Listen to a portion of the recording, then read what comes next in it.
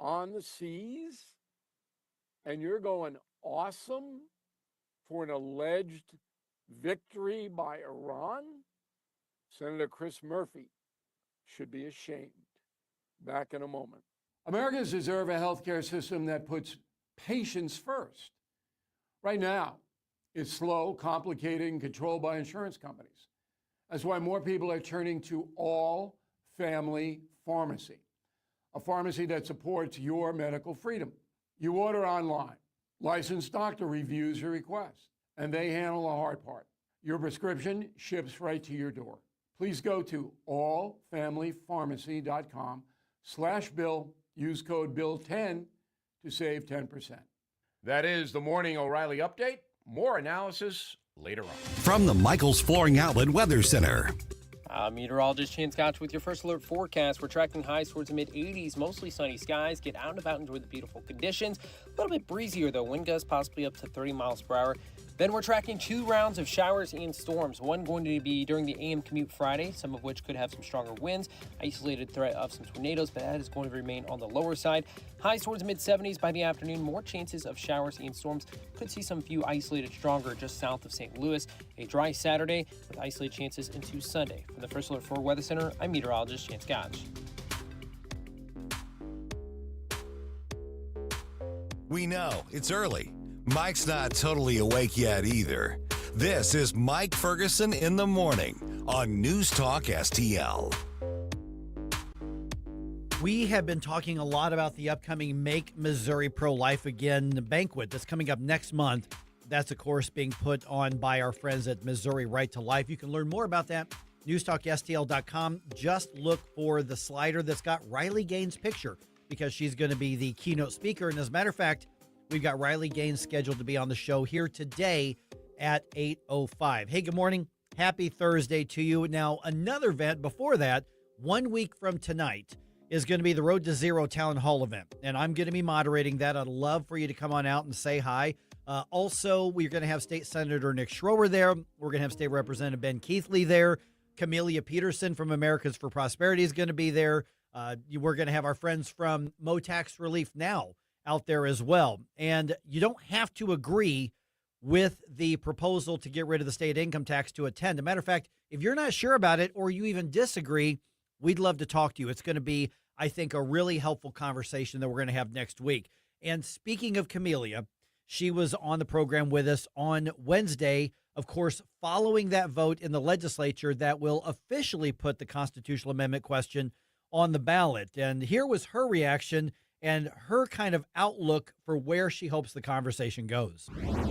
So where do we go from here?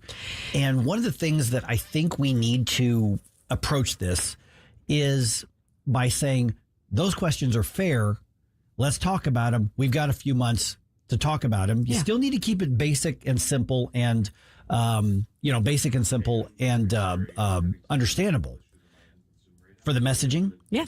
But we also need to acknowledge that there are tough questions and that sometimes people's worries and sometimes their objections aren't necessarily for bad reasons. No.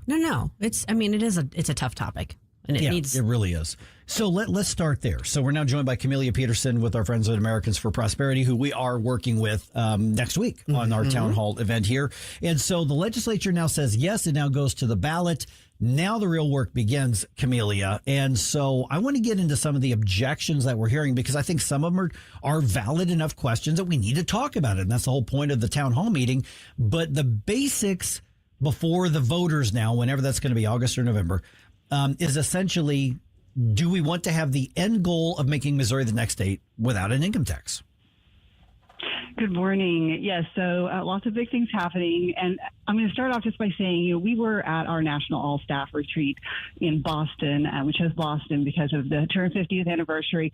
And one of the things that ASP has really been, promoting and working on for the last couple of years has been this idea of what made America great and reigniting the American dream. And it's that one small step that individual people took for liberty. And so that's really our emphasis, is like one small step can you take? So I really think that for Missouri, this, this idea of phasing out income tax is, it's a big step, but we have a lot of small steps to get there. And it takes bravery, because change is hard.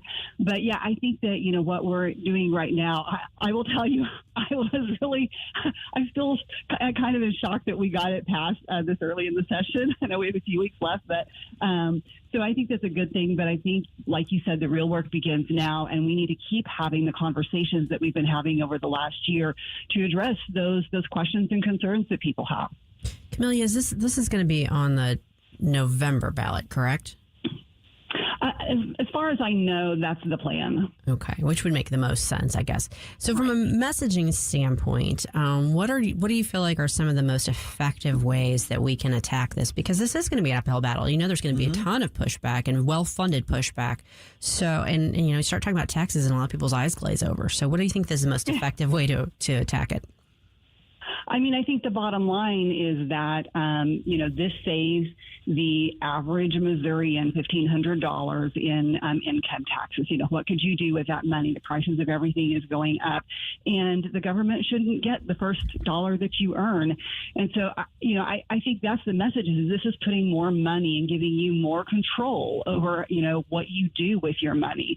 And to me, that's the most important thing of all here.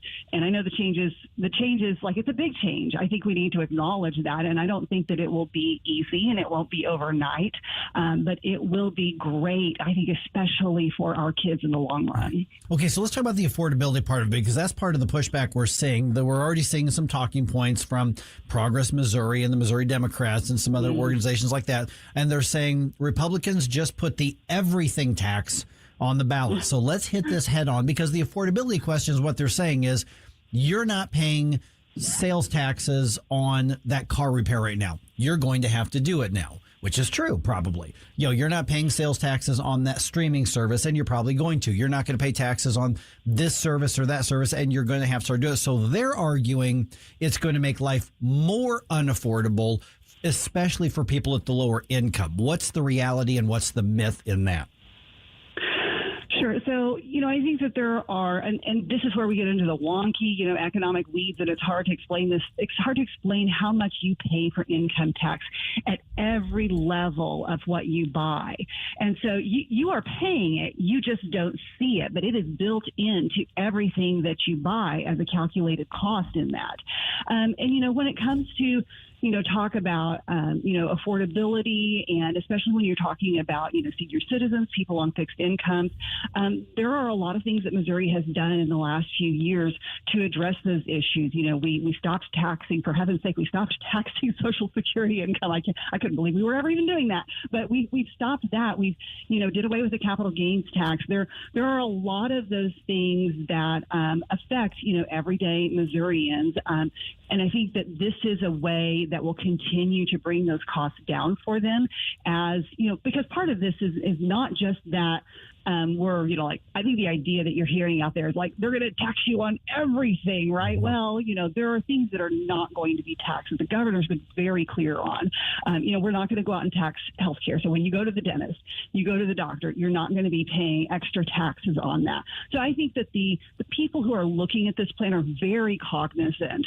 of, the people that are, have limited resources. And the idea, we do not want to make that life harder for them. So I think that there are a lot of ways where this will level out. And, the truth is, when you got, the mechanism in this bill actually is the only viable path to get personal property and property taxes down for those people. So I think that there's a lot of potential. We just need to communicate it in a clear way. Camelia, you mentioned the fact that this measure actually made it through several weeks before the end of session, which does seem like a minor miracle, maybe a major miracle.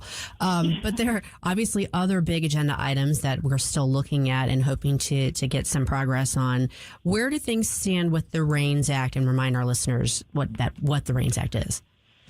Sure. So just to recap, the REINS Act basically says that when unelected bureaucrats and agencies make these rules that cost businesses and Missourians, money, they have to have a checks and balance on that. And so if they're gonna make a rule or a regulation that's going to have a lot of cost to it, the legislature has to approve that, and just put more checks and balances in there. And this also also codifies, the governor's very good idea. When he first came into office, where he said nothing is, no rules are even being proposed unless they get, my sign off first. And so it codifies that too, because those are both good things. And so we've come so far, but we're right now in the Senate waiting for it to be put on the calendar so it can get to the floor for debate. This should be good bipartisan legislation because it literally helps everyone.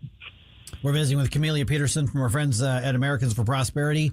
Camelia, we got our big town hall coming next week. I have been saying on the air, I really hope people who are looking at the income tax question and they're saying, I don't know. I'm hearing a lot of stuff from a lot of sides. What is this all about? This is who should be at this. You and Mo Tax Relief Now, Americans for Prosperity, us here at News Talk STL, we didn't put together a campaign rally. We put together a town hall to have the discussions. And so even those who are saying, I'm not in favor of this is who needs to bring their questions. And especially the people who say, I'm not sure yet. This is one of the best places they're going to go to get the information that they're going to need. And then they can decide yes or no on it. Absolutely. No, those are exactly the people that we want there. And these are the kind of meetings we're going to be having throughout the year because they deserve a time to come and bring those concerns and questions to legislators. And I can tell you every single legislator that is working with this and has been in favor of this is more than happy to have those conversations and to, be really, honest and upfront. And I really appreciate that of those people. Representative Ben Keithley, Senator Nick Schroer are both, very well versed in this issue, and I'm sure we'll be happy to have those conversations. So please come, even if you think you hate it, please come and listen and ask your question. And maybe you'll understand why you hate it. Yeah, Yes, I think right. especially if you think you hate it, you should come. I mean, don't bring like fruit to throw or anything like that, but you should definitely come with your questions and see what they have to say. Camelia, you alluded to this. There's going to be other events like this throughout the spring and summer leading into the election to help, educate Missourians about what this is and why we could benefit from it. Town halls, what other sorts of events do you see being planned? Sure. So a lot of things like the town hall, and then also for your listeners, this is a big important one. This evening, you can tune into a live teletown hall with Governor Kehoe, Dr. Aaron Hedlund, Senator Curtis Trent, Representative David or Bishop Davidson. They've been handling the income tax bills in the legislature, and it's going to be like that. You can call in with your questions that you will hear from the governor himself. So if you want to be able to dial in and listen to that. We sent out text, so hopefully a lot of people got text where they can dial in as well. But if you want to just listen, just go to afpmissouri.com, and right on the banner, right at the top, there'll be a link where at 6:30 this evening you can tune in. Okay, and are we going to see you on next Thursday, Camelia? Yes, I will be there. Of course. All right. And once again, let's put out that website because you all are handling the RSVPs. Now, once again, this is free. You're not applying to come. We want you to come out there, but we are hoping for a head count. So how do people get on the RSVP list? Yeah. Yep. If you go to afpmissouri.com, there's a little events link there at the top right-hand corner. Click on that, and you can see everything that we have coming up, and that'll be one of them. Once again, get all that information about the town hall event at NewsTalkSTL.com. And we need some information from you, okay? We also need to know what you want to hear for your 80s Flashback Friday. Now, Jerome was telling me yesterday, and I can't believe that there are people out there like this, but there are people who don't think that the 80s music was good. They're wrong, obviously. So Jerome's kind of challenging everybody. Find that song that proves, hey, this stands up. This was great music that came from the 80s. It can be whatever genre you want. So send that to Jerome at NewsTalkSTL.com or just put the suggestion in one of our comments or the chat box on social media. All right, the way to get involved in the conversation here, of course, 314-912-1019 or on any of the social media platforms. And don't forget, Riley Gaines going to be on the program here at 8:05. What happens next? The president has ousted Bondi from that role. Happens right here. There was no client list. Trump is replacing Kristi Noem. Never know what's going to happen. 1019 and 94.1. St. Louis is #1 for conservative talk. News Talk STL. If you're considering an annuity as part of your retirement plan, we need to talk. Hi, I'm Bob Stockdale, Senior Vice President Investments with the ClearPath Wealth Management Group at Stifel and host of On the Money Saturday mornings at 9 on News Talk STL 1019. Annuities can be a useful tool for some retirement investors, but not all annuities are created equal. Every week, we meet clients who own complex annuities that don't suit their needs and, in some cases, actively undermine their retirement plan. Before you purchase an annuity, get a second opinion from the ClearPath Wealth Management Group at Stifel. Requesting a consultation is free of charge. To request a free consultation, contact us at clearpathinvesting.com. That's clearpathinvesting.com, or call us at 636-695-2650. That's clearpathinvesting.com or 636-695-2650. Stifel Nicholas and Company Incorporated, member NYSE and SIPC. Dr. Michael Lewis, West Point grad, physician, and retired Army colonel, is considered the world's leading expert on the use of omega-3s and brain health. He's also the author of When Brains Collide. Dr. Lewis, a lot of people take fish oil supplements, but how do you know they're working if you're not testing? Elizabeth, I've come across the biggest breakthrough in my 30-plus years of medicine. What if you could test yourself at home to see if your fish oil supplements are actually working? And then have the right product, a combination of fish oil and olive oil, a perfect Mediterranean diet in a bottle delivered right to your doorstep. This is the answer to the American ultra-processed food diet. Email me at test@brainhealtheducation.org. That's test@brainhealtheducation.org. Email Dr. Lewis today at test@brainhealtheducation.org and take the first step toward a healthier brain. Your future self will thank you. That's test@brainhealtheducation.org.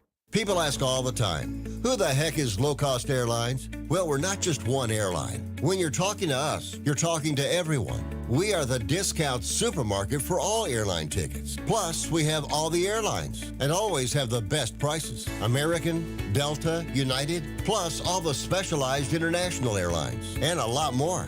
And we make it easy. We guarantee you'll talk to a live human in 60 seconds. You can have the rates you need and have your trip booked in 5 minutes. Now, how cool is that? And remember, when you're talking to us, it's like talking to every single airline available with one fast phone call. All you need to do is call and find the best prices to fly wherever it is you want to go. So are you ready? Call Low Cost Airlines right now. 800-515-2397. 800-515-2397. 800-515-2397. That's 800-515-2397.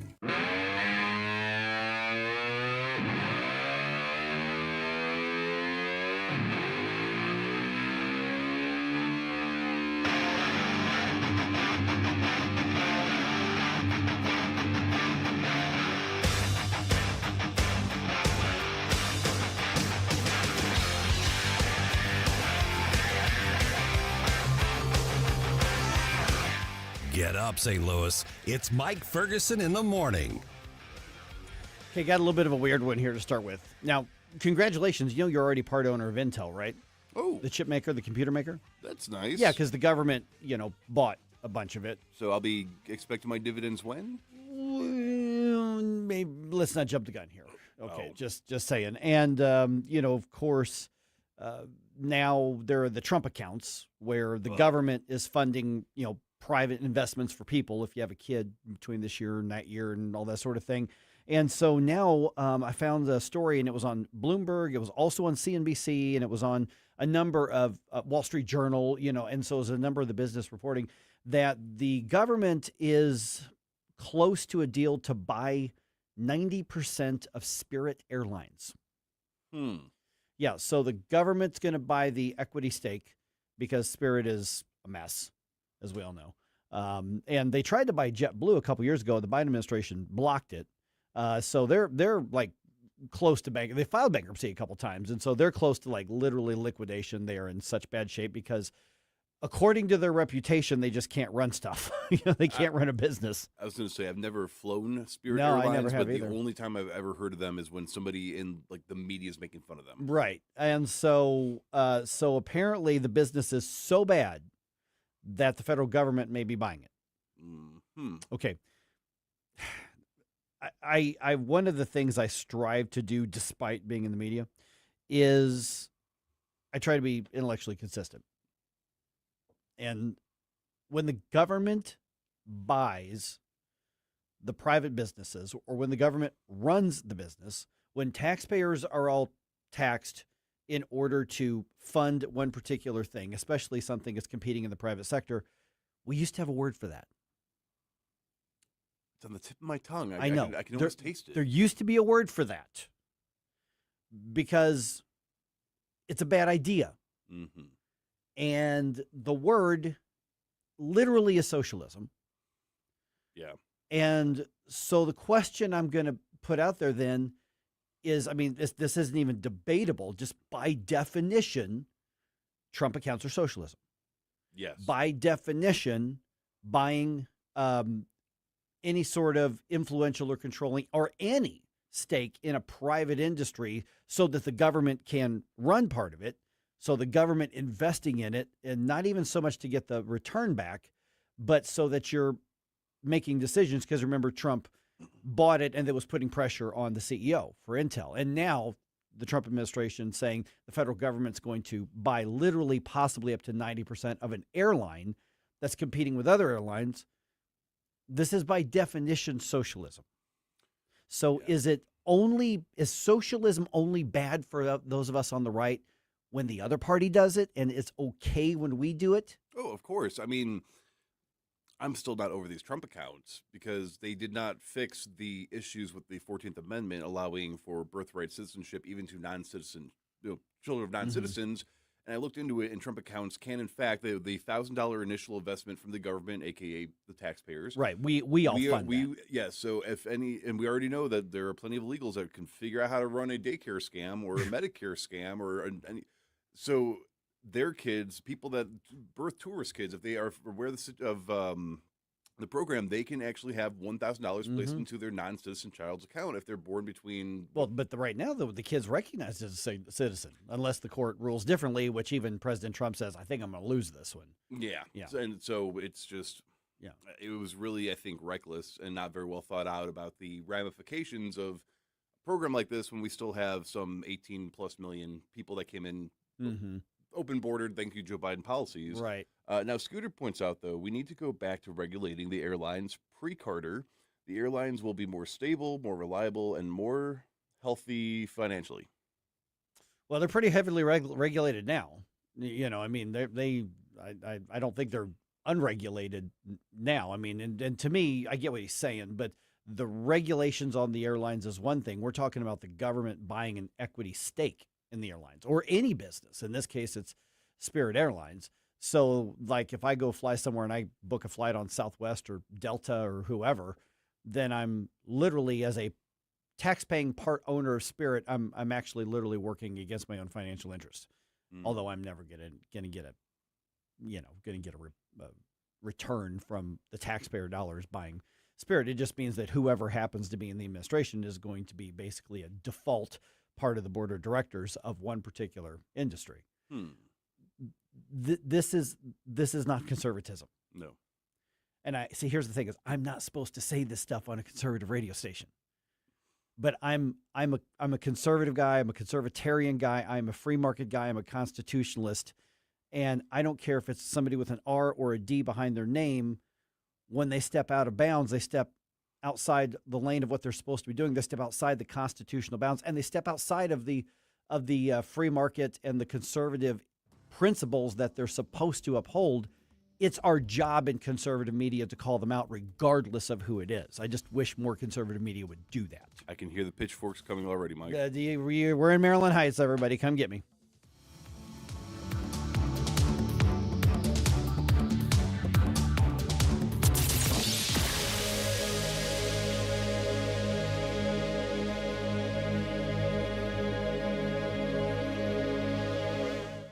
This spring, spring into savings with Johnson Heating and Cooling. Rebates up to $600 off a complete HVAC system. And here's the deal. Purchase a complete system and get a free humidifier. Plus, financing available up to 0% for 60 months. Don't miss out. These offers expire June 30th. Visit johnson-heatingandcooling.com. That's johnson-heatingandcooling.com. Johnson Heating and Cooling. Your comfort, our priority. Dreaming about a vacation but not sure where to start? Should you book that all-inclusive resort or a cruise? Which destination? What cruise line? And how do you know you're getting the best value? That's where Magic Expeditions comes in. We're your St. Louis local travel experts, helping you choose the vacation that fits. Whether a relaxing, adults-only escape, family-friendly resort, or unforgettable cruise adventure, skip the stress, the guessing, and endless online searching. Visit magicexpeditions.com. That's magicexpeditions.com. Now, the Free Market Minute, brought to you by the Hammond Institute for Free Enterprise at Lindenwood University. Hey, it's Mike Ferguson from The Morning Show. I am here with Dr. Grant Black. And Grant, entrepreneurship, it's one of those buzzwords we hear a lot about, but is entrepreneurship really important to the economy? It definitely is. Entrepreneurship is a consistent contributor to economic growth. It creates new products and services that people value. It creates the new businesses that provide them. It fosters innovation that improves productivity, and it increases beneficial competition. It generates jobs, income, wealth mobility, and even tax revenues that all support and enhance communities. Entrepreneurship matters, so we need to help it thrive in all our communities. The John W. Hammond Institute for Free Enterprise at Lindenwood University fosters and examines market-oriented approaches to economic and social issues. To learn more, visit hammondinstitute.org. Lower your car payment today. Lower your car payment today. Yes, you heard us right. You can lower your car payment right now by making this free call and save up to $1,400 a year on your current car payments. Think about your current car payment right now. What's that costing you per year? Now think about what it would be like to put an extra $1,400 back in your pocket. That's the average savings our customers experience. We can help you drive the same car and pay less every month by lowering your car payment's interest rate to as low as 4.67%. At Rate Genius, we can work with you to refinance any car payment. If you qualify, it costs you nothing to find out how you can lower your car payment. To learn more, call this number right now. 800-493-5670. 800-493-5670. 800-493-5670. That's 800-493-5670. KLGY HD3 Clayton, K270BW Bellefonte, KNBS Bowling Green. This is News Talk STL at 1019, 94.1, and always streaming at NewsTalkSTL.com. News this hour from Town Hall. I'm Rich Thomason. Israeli and Lebanese officials due to meet today in Washington looking to extend a fragile 10-day ceasefire that began last week. The meeting comes as local authorities said 3 separate Israeli strikes killed at least 6 people and wounded others in southern Lebanon. Meanwhile, the prospects of talks between Iran and the U.S. to end the war in the Middle East is uncertain. Pakistan had planned to host another round of talks this week, but the White House has suspended Vice President Vance's planned trip to Islamabad, while Iran accused the U.S. of a lack of good faith in negotiations. Iran fired on 3 ships in the Strait of Hormuz on Wednesday and seized 2 of them. The attacks came a day after President Trump extended the ceasefire while maintaining an American blockade of Iranian ports. I'm Karen Shamas. A circuit court has ruled Virginia's new Democrat-friendly congressional map unconstitutional. An injunction blocks the map from being certified and going into effect. An appeal to the Virginia Supreme Court is expected. Federal appeals court has blocked California's law requiring federal agents to wear identification. The appellate court's order favors the Trump administration, which had filed a lawsuit in November challenging the 2025 law requiring federal immigration agents to wear a badge or some form of ID. The administration argued that California's law would threaten the safety of officers who are facing harassment, doxing, and violence. A 3-judge panel of the 9th U.S. Circuit Court of Appeals issued an injunction pending appeal. Greg Clugston, Washington. Senate Republicans have voted to fully fund the Department of Homeland Security for 3 years. Now, The matter goes to the House for its consideration.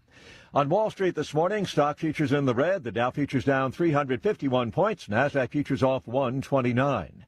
More on these stories at townhall.com. The following is a real-life story from Trinity Debt Management. I had a lot of credit card debt, and it stressed me out. But what I thought was a solution turned out to be a problem. I kept hearing ads about debt settlement that seemed too good to be true. And actually, it was. When I called, they told me to stop paying my bills. That didn't sound right to me at all, so I hung up. Later, I found out that debt settlement is bad, real bad. Then I learned that there is a right way to pay off your credit cards. It's called a debt management program from the great team at Trinity. Trinity had a plan. In the end, I paid off my bills, I saved thousands, and I even improved my credit score. If credit card debt has you down, call Trinity at 1-800-990-6976. My name is Heather. Please forget debt settlement and remember Trinity Debt Management. 1-800-990-6976. From the Michaels Flooring Outlet Weather Center.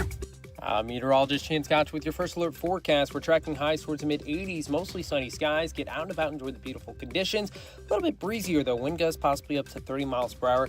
Then we're tracking 2 rounds of showers and storms. One going to be during the AM commute Friday, some of which could have some stronger winds. Isolated threat of some tornadoes, but that is going to remain on the lower side. Highs towards the mid-70s by the afternoon. More chances of showers and storms. Could see some few isolated stronger just south of St. Louis. A dry Saturday with isolated chances into Sunday. From the First Alert 4 Weather Center, I'm meteorologist Chan Scotch. This hour of News Talk STL brought to you by Chris Cooper and Serenity Wealth Management. Business owners, download your free playbook for financial clarity at SerenityWealthBiz.com. That's SerenityWealthBiz.com.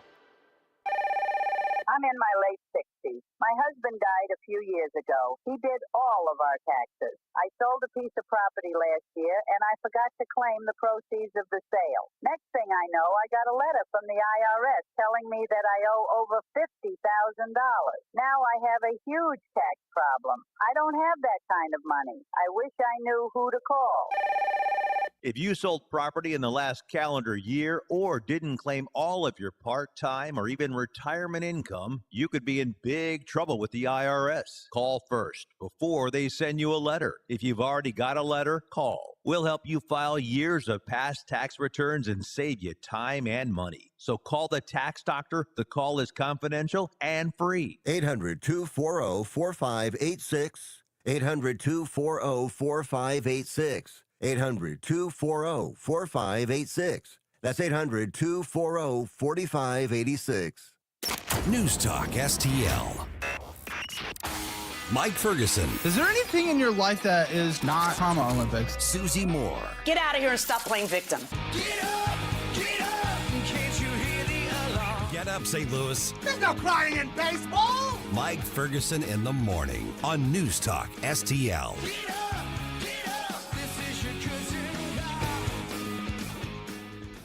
Okay, how fast things change here. Yesterday, we kind of wake up to the news that Virginia voters basically gave 4 more seats in the U.S. House to Democrats. I mean, that's what we were talking about yesterday. Right. Today, we get the news that may not happen because of a court ruling. Maybe. Like the whole election. Maybe. We'll see how that goes. Okay, we're going to dig into this in more depth at 6:20. Normally, because when there's like legal stuff, obviously we've got Susie sitting right here. I want to do this, but I've also learned that let Susie get some coffee into her system before I say dig into like the complex stuff. Yeah, I don't roll out of bed ready to go like deep dive legal analysis. But here's the thing. Okay, so here's the bigger picture. We've brought this up a time or two because we get so caught up in the moment. We get caught in the moment that the Republicans lost that election. I mean, just when you count the votes up, the Republicans lost. I know Donald Trump is claiming it was rigged and there was a big, there's no evidence of it, but whatever. That he loses an election, it must be rigged. But, everybody, I mean, Scott Jennings and the others, they're all recognizing that the votes just didn't go the Republicans' way. Mm-hmm. The Democrats just won that election. But it shows you how high stakes every single one of the 435 U.S. House seats are. Yes. Every single one. Every single one is worth millions or tens of millions of dollars in campaigns and investments when there's, whether it's redistricting or whether this was never supposed to be the way that the federal government got into every aspect of our lives, regulating every part of the economy, every part of our businesses, every part of our personal lives. And so the stakes are so high, you can't take anyone for granted. So while we look at the campaigns and we look at the races and we look at the votes and we look at the policy, every single time what I hope everybody does is look back and say, or look at the bigger picture and go, government is way too big and the federal government was never, ever constitutionally supposed to be the most dominant force in our lives. Yeah. The state governments were supposed to be the most important points of government in our lives. And the state governments have been swallowed up by the federal government to the point now where we have a vested interest in what happens in Virginia, right here in St. Louis. We have a vested interest in what happens in California. Yeah. We have a vested interest in what happens in Texas. And that's not the grand experiment that was designed. It's true. I mean, it really does underscore that. And then, of course, it leads to the question, okay, what, if anything, can be done about that? I don't know that can, it's like gravitational pull. Like, can that be reversed? I don't know. But yeah, to your point, when any one out of the 435 ends up being like the be all end all, that's a serious problem. Yeah. And to that point, I mean, we've had a massive amount of resignations and not running for re-elections, which that's fine. But then we just had someone die in office yesterday. Right. A Democrat from Georgia. There's a Republican in New Jersey that's apparently been AWOL for 6 weeks due to health reasons, and no one seems to know what's going on with him. Another one of those cases, because there was a Democrat before, the exact same thing. Well, and then there was Kay Granger in Texas. Yeah. That she was a Republican. This is Tom Dean out of New Jersey. See, I hadn't even heard about that. I just saw it. It just came up. But yeah, I mean, like so this is, each one of those seats matters. And overnight, the Senate, did its work on the DHS funding. That's going to go back to the House. Those votes in the House are going to matter. So it's so involved and messy. And it's all become about the political parties, and it's not about us. Now they're going to argue, no, it's not about you, Mike. We're fighting for you. We're fighting for you. But no, it's about the Republicans and Democrats. And see, that's the thing is like, I wasted a lot of time, being involved in the Libertarian Party, which is a complete waste of time. But there are things that I'm like, they're right about it. They're just incompetent to do anything about it, and they don't want to win. Right. It was ideologically sound, but politically inexpedient. They're the smartest people at the coffee clutch at the little diner. I mean, that's good for you. And they're also sometimes the dumbest in the same time. But that's the thing where we see what should be, we see what is not, and I think you're right. I don't think there's any coming back from it at this point. So then, okay, how do you mitigate it? Like, right. How do you? Right. Well, then we have to fight the fight. Right. Knowing this is not the fight we should be fighting, but it's the fight that's thrust upon us. Right. And so that's just kind of my rant and annoyance today, because it's funny because I used to be one of those young people, especially when I kind of discovered politics and media when I was in college and studying to go into broadcasting and all this kind of stuff. And there's a lot of young people get really fired up about their political party or their activist group or whatever. And you're like, great, they're involved. But it's a career and they approach it the same way. And these are people who end up in state legislatures, people end up working in staff, and people, they look at it the same way that, like, when I was a kid, I desperately wanted to play Major League Baseball because I wanted to win. I wanted to win the game. And I think for a lot of people, it's about, I want to get in and win the game.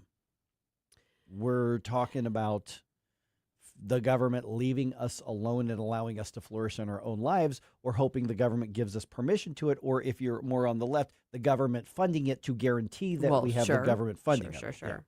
I do think we need to focus in on the fact that Mike is acknowledging he was once a young person. It used to be. I mean, that's, yes. Listen, I used to be young. I used to be young and idealist. Nobody ever believes this, but I used to be young and I used to be good looking. I'm not kidding. I used to be. There you go, folks. News you can only get here. That's right. Once upon a time.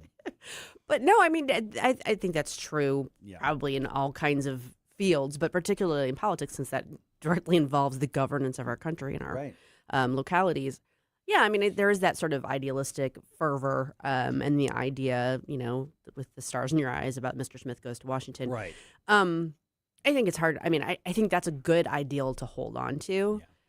But I also do think that swamp grinds people down. Yeah, the idealism got run over by realism. By a reindeer. Yeah, I mean, it's just, yeah. It is hard to know then, okay, what is realistic? Like what, like God grant me the serenity. Like what are the things I can control and do something about, and what are the things I can't? Right. So you got to find that sweet spot between complete apathy, like just tuning out because I don't know. Yeah. And getting so involved and so like torn up over it that you can't function either. That's why I kind of preach decompress, on your days off, your weekends, I mean, you guys rarely hear from me on Saturdays, right? Yeah, Sunday, my Sunday afternoon or evening, I'm checking in to get ready for a Monday show. But it's true. Friday, I leave here after our meeting and get my post-production stuff done, and I'm off. Yeah, which is the way it should be. I mean, yeah, we should do more of that, and that's going to get harder and harder to do as we get closer to the elections. It is. Yeah. It is. But there are things that you do want federal government to get right. Josh Hawley, did you see him talking about Planned Parenthood and the funding that's going to it still from our tax dollars? Mm-hmm. Now, when it comes to the pro-life stuff and the opposing the gender ideology nonsense, for all of Josh Hawley's faults, he's about as solid as you get on those things. Oh, yeah. You don't have anybody I don't think you got any more pro-life than Josh Hawley. You got other people as pro-life as him, but he gets it. And here's part of what he said. He was basically pushing an amendment to block funding for Planned Parenthood. Here's what he said. President, this amendment poses a simple and direct question. Should we use federal tax dollars to pay for transgender surgeries and treatments for minor children?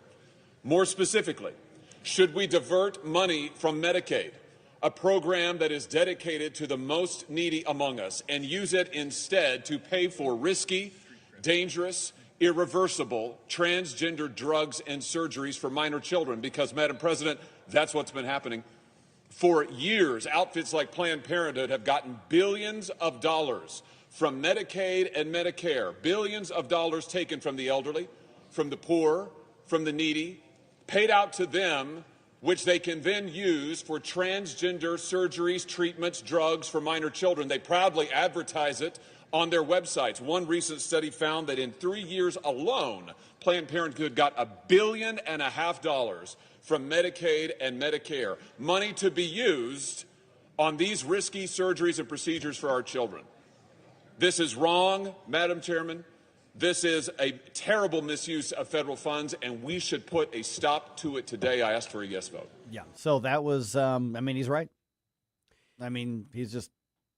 Yeah, he's right. So, do we know what amendment that he was offering up and what it was to? I mean, I know they were on the video. They did the vote-a-rama last night in the Senate. Okay, and I guess I will confess confusion because part of the OBBB that was passed last year defunded, or part of the reconciliation maybe. I think it was reconciliation. Defunded Planned Parenthood because I covered the court cases challenging that, which ultimately it turned out the right way, at least for now. Now, was that from Medicaid and Medicare? That was the defunding, or is that from the overall budget? Because he's talking about specifically claims being paid out for Medicaid and Medicare. I think it was from the overall budget, so that might be why there's this distinction that he's arguing for. That's what I was trying to put together in my head, because I know that there was that pull of funding because, again, I covered the lawsuits over it. So I guess there's other revenue streams through the government that are still funding Planned Parenthood and others like that. So yeah. But you give credit where credit's due. Yeah. You know, there's some things Josh Hawley is really solid on. Yeah. And this is one of them. He's agree. very, very good at it. And by the way, speaking of pro-life matters and, of course, the whole transgender nonsense stuff, Riley Gaines is going to be on the show today. I heard. Yes, 8:05. The one and only Riley Gaines right here on Mike Ferguson in the Morning. Well, the redistricting fight in Virginia is not over. A judge blocks the results from going into effect. We're going to explain what that means at 6:20.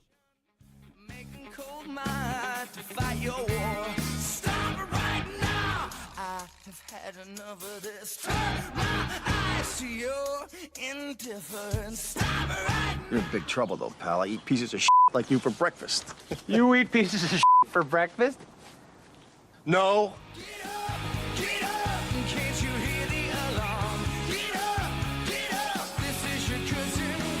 Springtime in St. Louis, and if you hate to paint, do what your neighbor Mr. Rob Miller from Harvesttown Auto Body in St. Peter's did. He called Rhino Shield. Rob, what was the thought process for going with Rhino Shield as a business owner? My family's business is over 10,000 square feet, and it did not have the curb appeal I wanted. Rob, tell everyone how the experience was with Rhino Shield from start to finish. The process that I liked was when you came out, you gave me all of these options that would fit my building. Our building was really faded. I don't want to have to paint my building again. 25 years is a long time to not have to worry about the outside maintenance of your building as far as paint. That's a no-brainer. That's why Rhino Shield worked for me. Are your neighbors jealous? I would be if I was them. Thanks, Rob. Now it's time to call 877-25-RHINO. 877-25-RHINO or 877-25rhino.com. Genius. Don't paint, don't Rhino. Go Rhino Shield. Never paint your house again. Rhino Shield. This is a special alert to all Americans who own a vehicle with less than 200,000 miles with an auto warranty about to expire or with no warranty coverage at all. Due to a decline in the economy, CarShield is announcing a low-cost month-to-month vehicle protection plan that is now available to the public to save any driver out-of-pocket expenses on future auto repairs. Call now to find out how you can pay almost nothing for covered auto repairs. Yes, you heard that correctly. Pay almost nothing for covered auto repairs. An open phone line has been established for all drivers to call for a free quick quote. Call 800-478-6430 now. Drivers who are covered will not have to pay for covered repairs again. This protection plan is at an all-time low. Additionally, drivers who activate this vehicle protection today will also receive free roadside assistance, free towing, and car rental options at no additional cost. Call us for your free quick quote today. 800-478-6430. That's 800-478-6430. What do you have to lose? Call 800-478-6430. Again, 800-478-6430.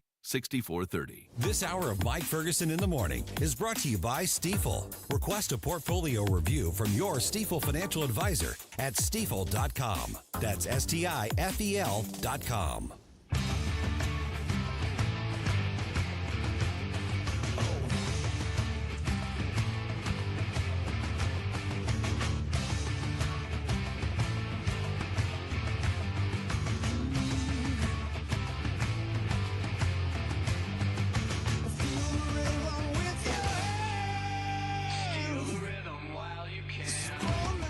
Good morning, St. Louis. Hey, it's Vince from The Vince Show right here on News Talk STL every weeknight at 8.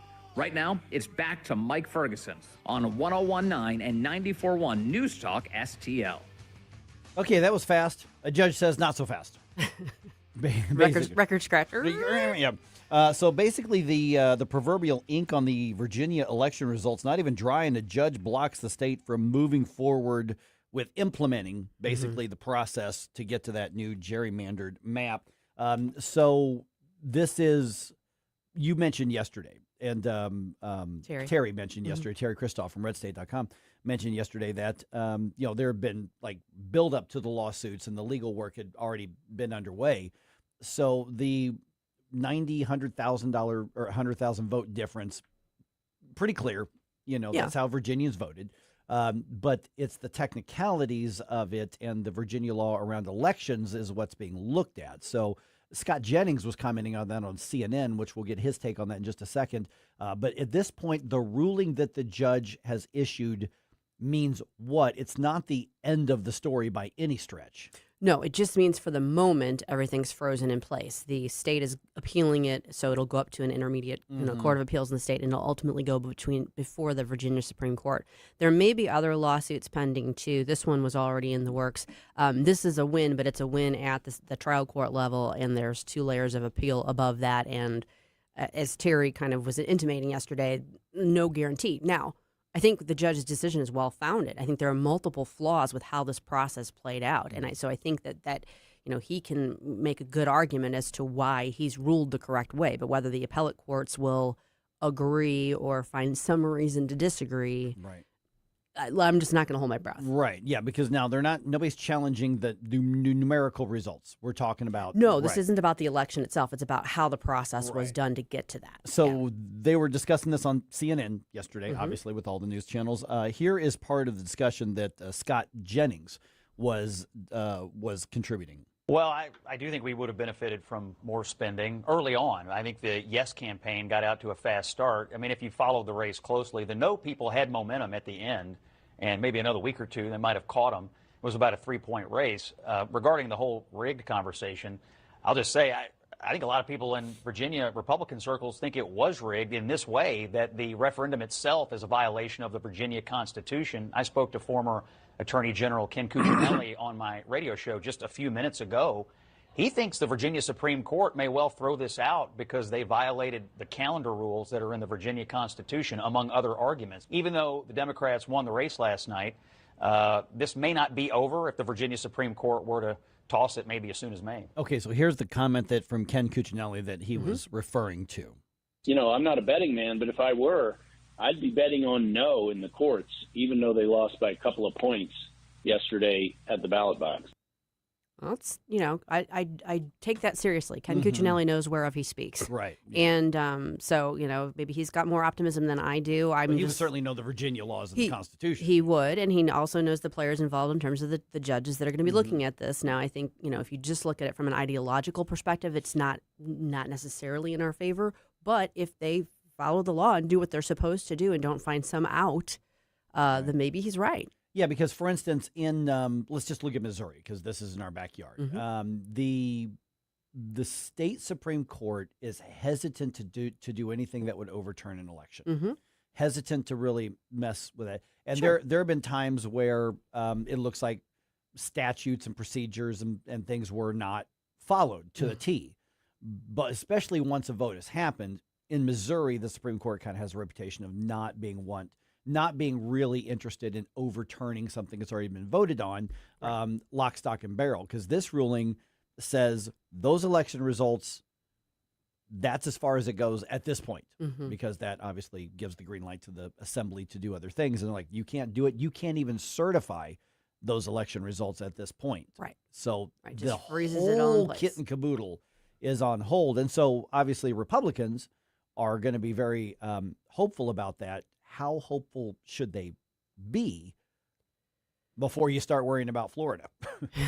I mean, don't ever give up till it's over. Yeah. But it's just one of those situations that I'm not holding my breath on. Yeah. I think, I mean, again, I haven't dissected the judge's opinion, and I'm not an expert on Virginia law. But I think there are very strong arguments as to why this election and referendum were flawed. And if the appellate courts look at it from an objective standpoint and just following the law, I think there's a decent chance that they're going to say, yeah, this wasn't done by the book. We're sorry you have this election, and we're not saying you can't do it in the future, but if you're going to do it, you have to do it the right way. That could happen. I'm just not somebody who's overly optimistic on that, just because I know, how things seem to tend to go. So literally the range in the end result could be, we accept the election results, Democrats pick up 4 more seats in the U.S. House is the practical thing. 2, you either do it over or you don't, this one doesn't count. So, I mean, or somewhere in between. Well, the do-over, or is there an in-between? I don't think there really is an in-between. Either this one counts or it doesn't. If there's a do-over, that's something that they're going to have to come back like down the line and do, not in this election cycle. Right. It's just physically impossible. So if the courts find, you know what, you violated the Constitution to do this, you can't do it this way, this election cannot stand, then that's a win for the Republicans for the 2026 elections. Fantastic. I will be, popping the cork off the champagne myself and being like all about it. I'm just not I'm not going to be overly optimistic about that until we get a ruling. And this is before we get into some of the questions about the wording on the ballot, because so that was that's a also separate thing. But that's part of this ruling, part of his ruling. Yeah. I mean, he addressed that as well. He addressed, first of all, the structure, the timing of it, the following of the procedures, but he also addressed the wording of the measure itself, pointing out that it was kind of impermissibly vague. It was like, to restore fairness or whatever. Right. It was very, which is very subjective, very much so. So the ruling from Tazewell, the trial court judge in Virginia, covers that as well. Is that the judge's name, or that's where the court is located? Because there's a city called Tazewell. I thought it was the judge's name. Is that the judge's name? I'm just curious because Tazewell. Oh, it's Jack Hurley. Yeah. That's interesting because I'm going to have to go back and look at our article on that. Maybe we got it wrong in our article. So, correction. Judge Jack Hurley in Tazewell County. Tazewell, yeah. So Which, by the way, my family was one of the founders of that. Oh, wow. Yeah. Wow. Yeah. So Tazewell, people, Virginia, you're welcome for that City Hall and stuff. Shout out to Tazewell. That could have been my inheritance, but no. Shout out to Tazewell. Great Grandpa Samuel decided to give it to you all. This is a good example of what happens when Susie is editing like 25 articles in a given day and trying to write and trying to keep track of it all. Yeah. She, her well, brain. If there weren't a fluke connection with my family, I wouldn't. Her brain conflates those things. Yes. But in any event, Judge Hurley's decision does cover both the procedural aspects of it and then also the wording itself. So both aspects will be what's looked at on appeal. Yeah, and you would think and you would hope now because Mayorkas is no longer the AG there. Mears. I'm sorry, Mears. Yeah, Mears is not the. I was like Mayorkas, and you're giving me like flashback to the Biden administration. No. Mears is no longer. No, it's the Jay Attorney Jones, General. the Jay psycho, Jones, who's the one who's appealing this. Yes. So they had a friendly, obviously, administration as far as the state government goes. You would think they would be more careful to make sure that everything is done, by the book to do this. So to some degree, Democrats may have been just careless. Well, I think they were under pressure time-wise. There were time constraints. So I think they maybe took the approach of, screw it. Let's just do what we can and push it through and hope that it sticks. But yeah, they were racing against the clock and they pushed it through as best they could. And it seemingly worked if they're able to hold on to this. But by my count, we're 7 months away from the primary election or the midterm elections. Yes. So the clock is still a massive factor. So at this point, then it goes to what, a state court of appeals or where? Okay. Yeah. So it'll go to the. I should correct that. It's possible because it involves elections that it could go straight to the state Supreme Court and not go to the intermediate court of appeals. I'm just not sure how that works in Virginia. Right. One way or another, it's going to an appellate court. So there's either going to be 2 more layers of appellate review or 1 layer of appellate review. It will end up at the Virginia Supreme Court. Without question. And it really kind of has to get there quick. One way or the other, it has to be there quick. This will be like in the matter of weeks. Like we're talking about 2-3 weeks down the road, there will be a ruling. Again, going back to how high the stakes are in every single very US much House race. so. Yeah. Yep, without a doubt. All right. That's going to be fascinating to watch. It's is. real wonky and legalese and stuff, but I think everybody understands how much this affects our lives. Very much so. Yeah. Yeah. It's serious stuff. You know what else affects our life? What's that? Flashback Friday. And it does. That's more important and it's better. And it just smells better, it tastes better. Your money back guaranteed if you don't enjoy it. That's right. Which is the pledge that I'm hoping to make this week because of 80s music I want to hear. It can be any genre, it can be any singer as long as it's clean music. But there are songs from the 80s that I guarantee you if you showed somebody that hates 80s music, they would even have to say, wow, that was a really good song. Those are the songs that I want. So send them to me, Jerome at NewsTalkSTL.com.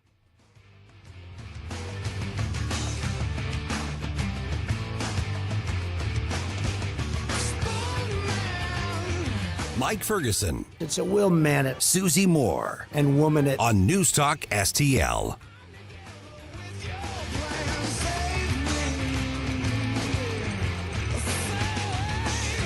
From the Michaels Flooring Outlet Weather Center. Meteorologist Chan Scotch with your first alert forecast. We're tracking highs towards the mid-80s, mostly sunny skies. Get out and about, enjoy the beautiful conditions. A little bit breezier, though. Wind gusts possibly up to 30 miles per hour. Then we're tracking 2 rounds of showers and storms. One going to be during the AM commute Friday, some of which could have some stronger winds. Isolated threat of some tornadoes, but that is going to remain on the lower side. Highs towards mid-70s by the afternoon. More chances of showers and storms. Could see some few isolated stronger just south of St. Louis. A dry Saturday with isolated chances into Sunday. From the First Alert 4 Weather Center, I'm meteorologist Chan Scotch. This year, America turns 250, and News Talk STL is celebrating our nation's semi-quincentennial all year long. News Talk STL, #1 for live and local Soros-free talk, with proud supporters of our 250th birthday celebration. Doghouse Bar and Grill, Augusta Chamber of Commerce, and Ruthie's Family Restaurant. 250 years strong, and we're just getting started. 101.9 and 94.1 News Talk STL. Hi, this is St. Louis County Councilman Mark Harder reminding you to check out my new show this weekend. The St. Louis County Insider with Councilman Mark Harder. That's me. Every Sunday evening at 5, we will explore with you behind-the-scenes stories and information that you won't hear anywhere else. Plus, we talk to decision makers and influencers that have impact on what's going on in St. Louis County and beyond. The St. Louis County Insider with Councilman Mark Harder. I'll talk to you Sunday night at 5, only on News Talk STL. Hey, when pests invade your home, you need someone you can trust. It's Jamie Allman here, and at Buckingham Pest Control, they're not just your exterminators, they're your neighbors and friends. A locally owned family business and St. Louis Magazine A-List award winner, providing affordable, quality pest control. Plus, they offer energy-efficient TAP attic insulation, the only insulation that controls pests. BuckinghamPestControl.com. That's BuckinghamPestControl.com. No big old corporate lib AM station telling us what to say here. Conservative talk for St. Louis. This is News Talk STL at 1019, 94.1, and always streaming at NewsTalkSTL.com.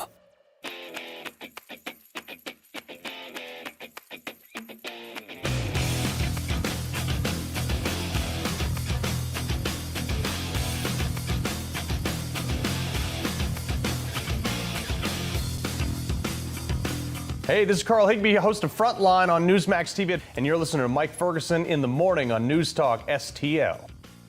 Hey, just quick, let me just kind of put this out there to ask people. Sure. When you're watching this on, whether it's Rumble or Facebook or X or whatever, matter of fact, I need to do this myself right now, please do the like or the heart or whatever it is and the share or repost thing, because we're up against national corporate media.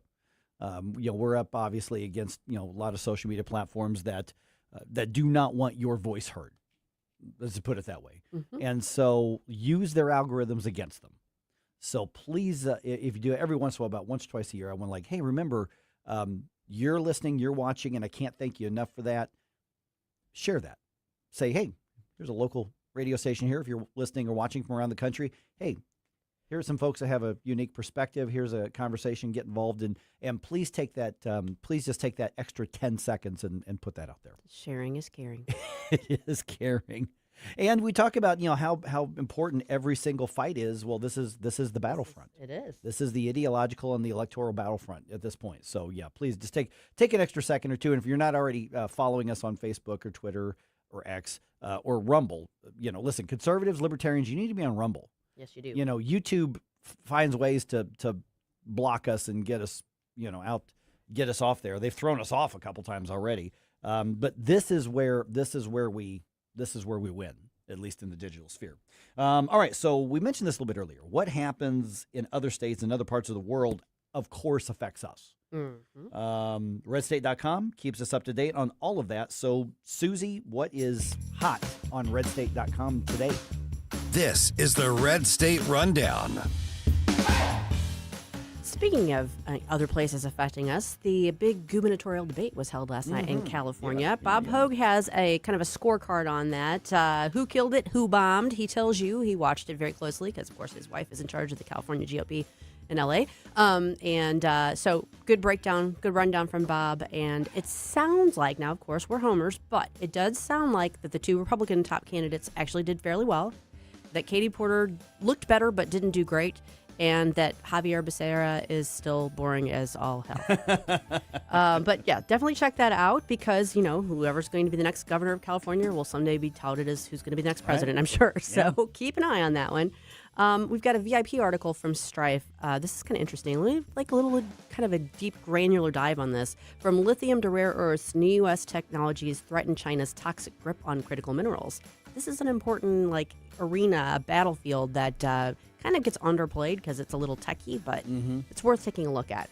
And then, just for a little bit of fun, our friend Brad Slager yesterday, on the occasion of Earth Day, took a look at some of the many different stances taken regarding climate change, climate crisis, and he's got an article that's titled "On Earth Day, Oysters with STDs, Witch Executions, and How More and Fewer Clouds Are Good and Bad News." Oysters with STDs? Yes, that's part of this whole equation. I mean, oysters are slutty?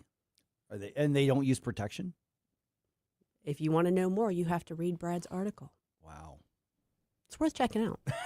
Well, you got my interest. That's the thing that draws Mike in. I'm allergic to them, not just because Clams with crabs. God. Oh my goodness. All right. Let's here the funny part is that the story that I had put in here that I wanted to mention because it's so stupid is actually kind of maybe tame compared to that. Did you see this in Columbia? I mean, Columbia, Missouri. There was an arrest made. You would think that taking your kids to go to the grocery store, the kids don't want to go in the first place most of the time. Right. But taking your kid to the grocery store shouldn't be eventful. You get in, get your stuff, get out. Right. So there's an Aldi in Columbia. I think there's a couple, but I think this is the one right off of I-70, right there off that business loop. Okay. I used to live in Columbia, so I think that's the one that it's at. And a guy named Sidney Jones, 41 years old, who lives in Columbia, has been arrested. He went into Aldi, and there's the security cam footage of this. And then, unfortunately, there's also some social media cell phone footage of this as well.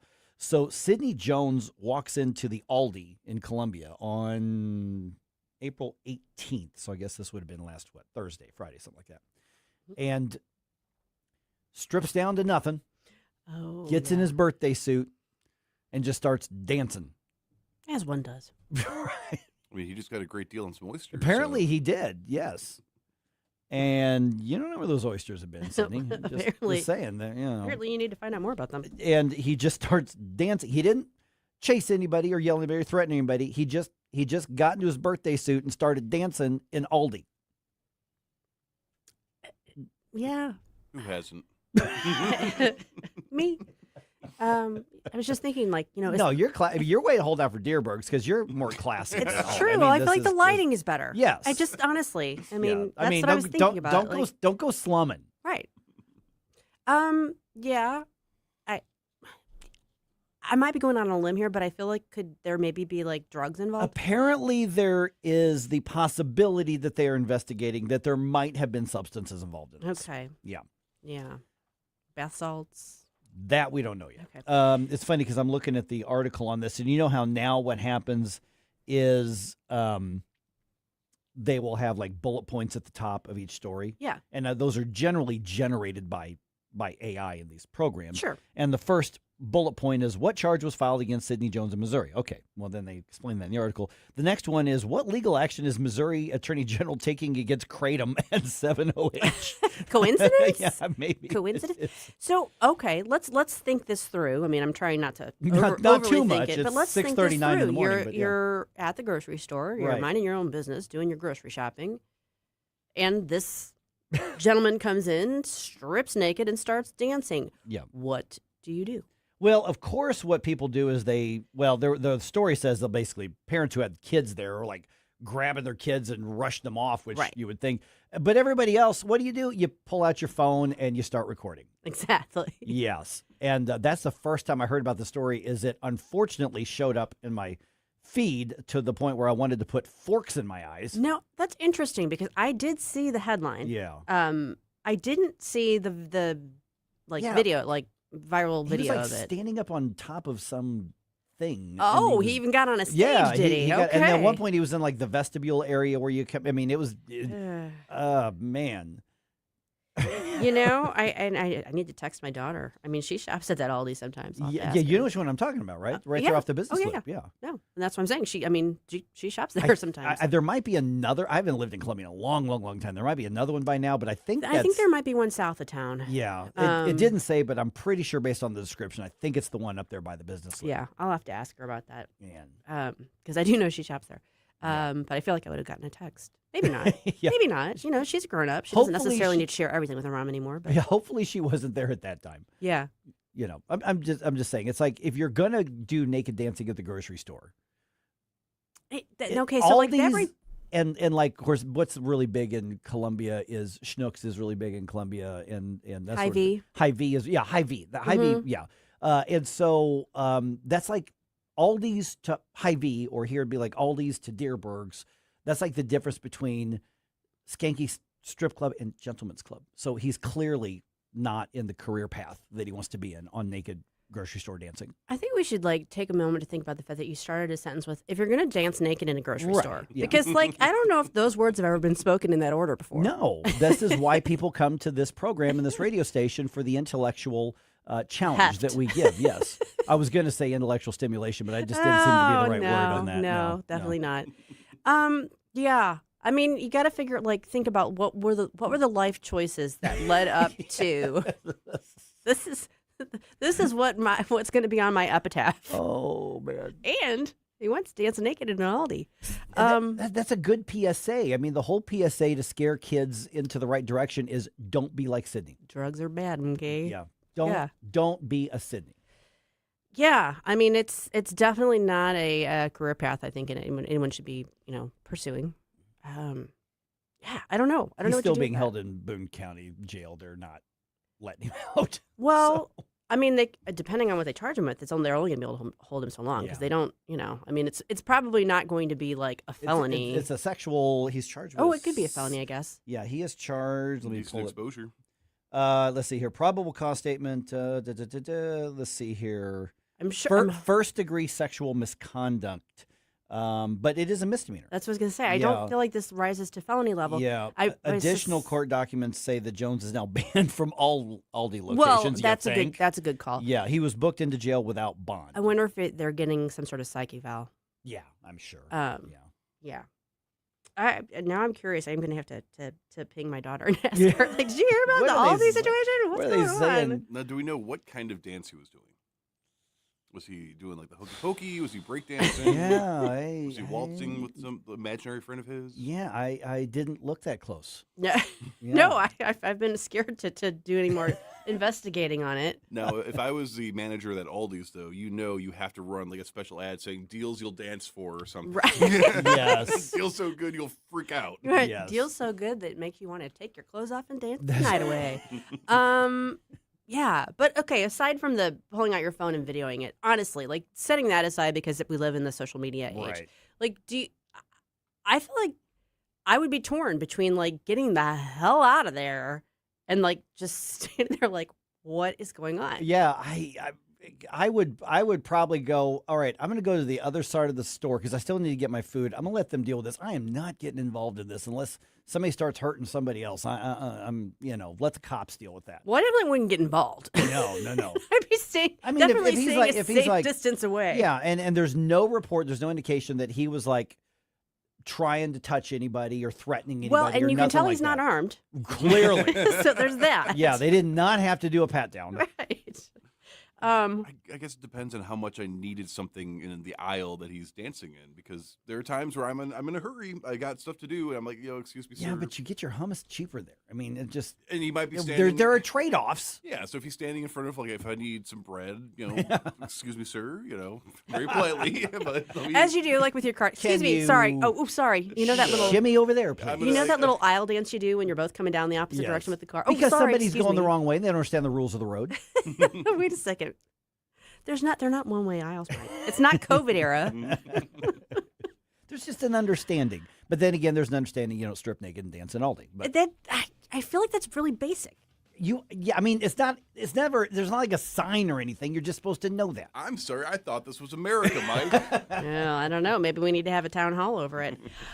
I know we do need to have a town hall over the Road to Zero income tax. That's coming up next Thursday, April 30th at the Lodge de Pere.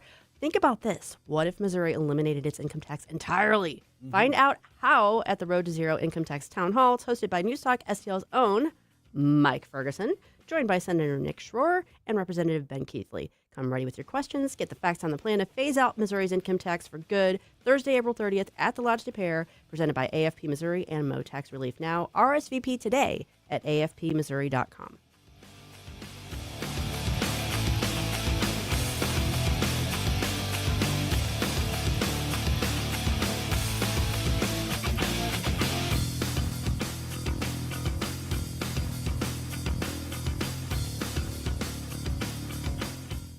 I've spent a lot of time telling you about the great stuff that I get at Nutrition Stop. Mike Ferguson here for Nutrition Stop in St. Peter's, just off Mexico Road. But let me tell you what they've done for me. since I've started working with Ryan and with Barbara and with Laura and with Zach and the whole team there at Nutrition Stop is I've gotten to a point in my life where I used to get comments that like, oh, you look good for your age. You look like you're in pretty good shape for your age. I don't want to be fit for my age now that I'm in my 50s. I don't want to, feel good for my age. I don't want to be strong for my age. I want to be healthy. I want to be fit. I want to be strong. I want to have a full life because I'm healthy, not because it's pretty good bar for my age. Hey, Mike, you're in pretty good shape for your age. How about you're in pretty good shape? Well, I'm healthier than I've been in years, and it's because I'm putting good, healthy things into my body and on my body. I get my things like deodorant and toothpaste and stuff without all those chemicals. I've stopped putting that stuff in my body, and you do that at Nutrition Stop. NutritionStop.com is where you get more information, but go check them out in person. Tell them that Mike was talking about them on the radio. And the bigger picture here is not the supplements necessarily, not the fruits, not the fresh food, not the body care products. It's the fact that you don't have to settle for doing okay for your age, whatever that age is. It's be healthy, be fit, be strong, do it naturally, because that's the only way you're going to be able to do it fully. NutritionStop.com, just off Mexico Road near Cave Springs and I-70. Check them out, and you will see why they have made such a huge difference in my life. If you have a phone, you have a radio. Download the all-new NewsTalk STL app. Love the all-new NewsTalk STL app. And listen anytime, anywhere.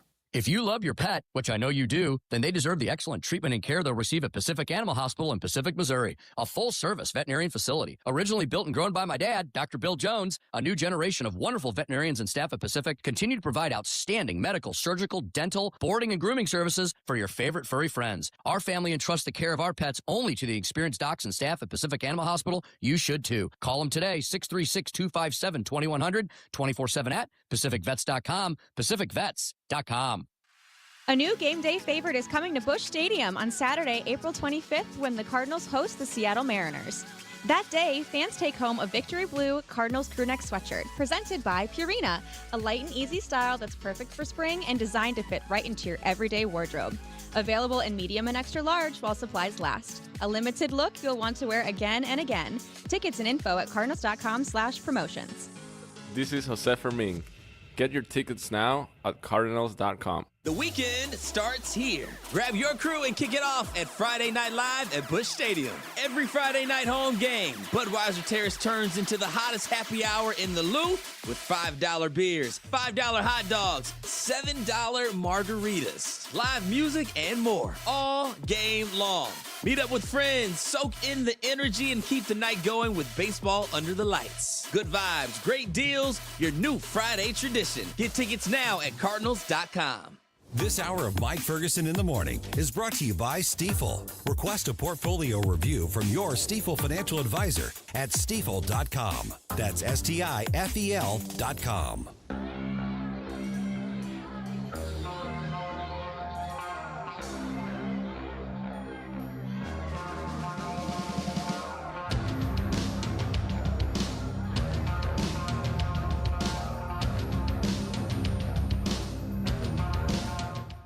Hey, Chris Arps from the Tim Jones and Chris Arps Show. Make sure that you're listening to our show this afternoon from 4 to 6. Now back to the Mike Ferguson in the Morning Show. Just to follow up, I just talked about Nutrition Stop, and Jerome's like, you should give this observation as well. I mean, you're more likely if you have to go to someplace where you can buy your food and somebody's stripping down and dancing naked, it's probably going to be better if it's a Nutrition Stop customer than if it's another grocery store customer. They're probably going to be healthier. They're going to be healthier. Right. They're going to be in better shape. Yeah, now, Nutrition Stop does not endorse that. I've never seen that happen. No. I've never seen that. I'm just saying that if it's going to happen, the logic flows. That's the customer base that you want. Yep. Absolutely. I'm just saying. All right. $1 billion with a B dollar incentive deal that would support, among other things, a data center in North County. That's being considered. Is this a good idea?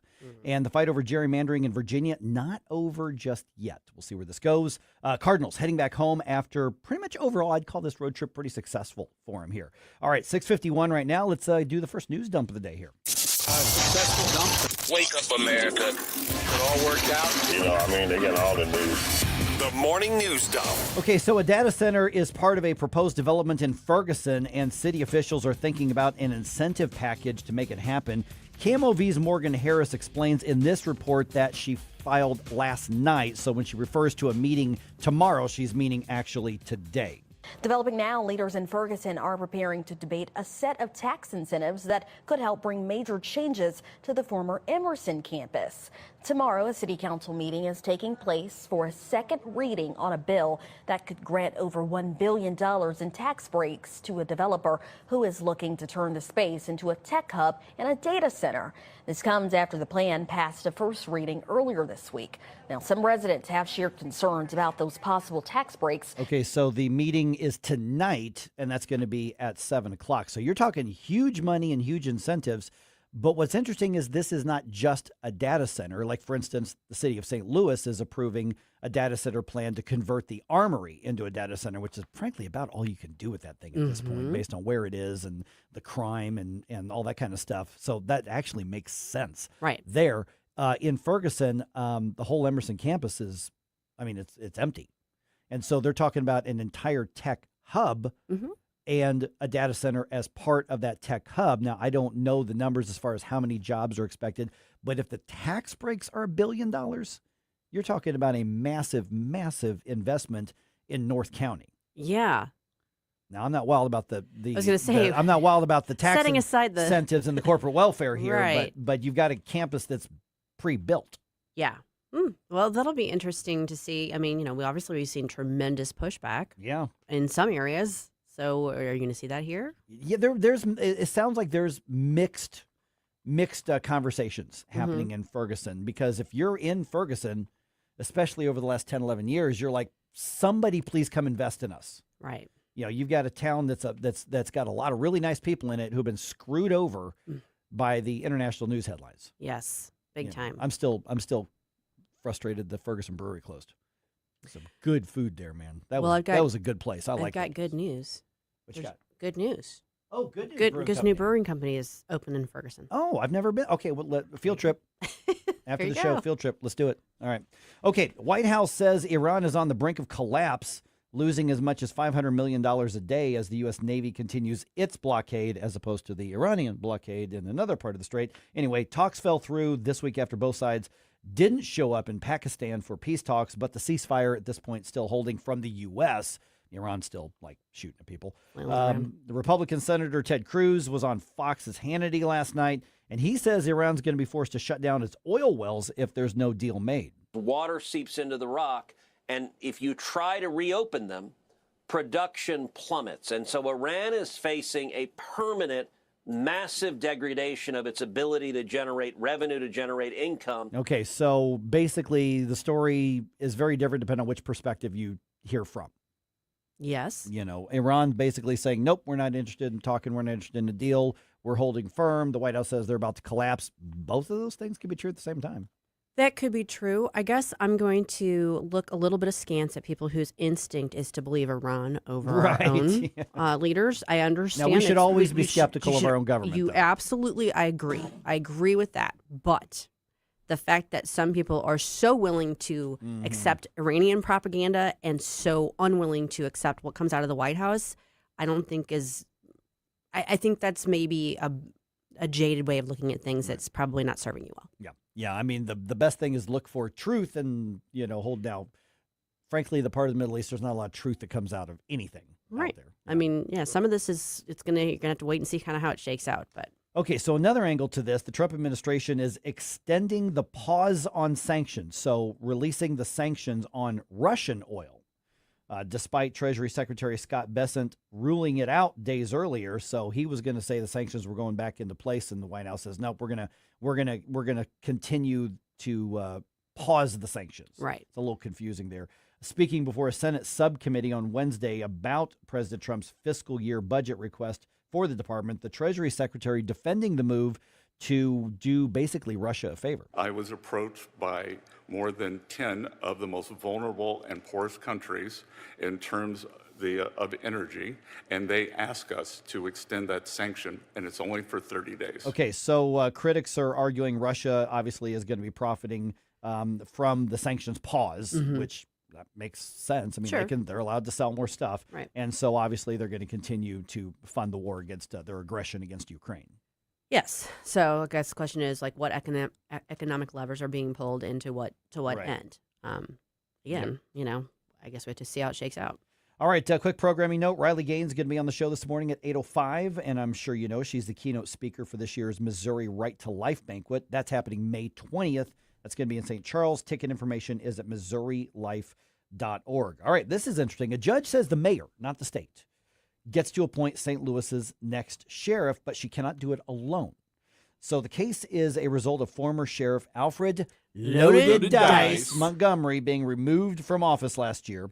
The Attorney General's office argues that the governor gets to make that selection, but the ruling from the judge in the case says the mayor has the final say, but the ruling also says she's got to seek nominations and advice from the Board of Aldermen and also the city comptroller, which I thought was interesting as well.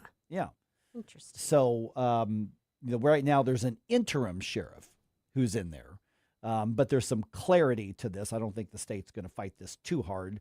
Because basically when there's a sheriff opening, generally speaking, the governor just appoints, but St. Louis is a charter city, so you've got the different sort of whose rules apply. Exactly. Yeah. Okay, the Cardinals lose the final game of their series with the Marlins on Thursday. Final score in Miami was 4-1.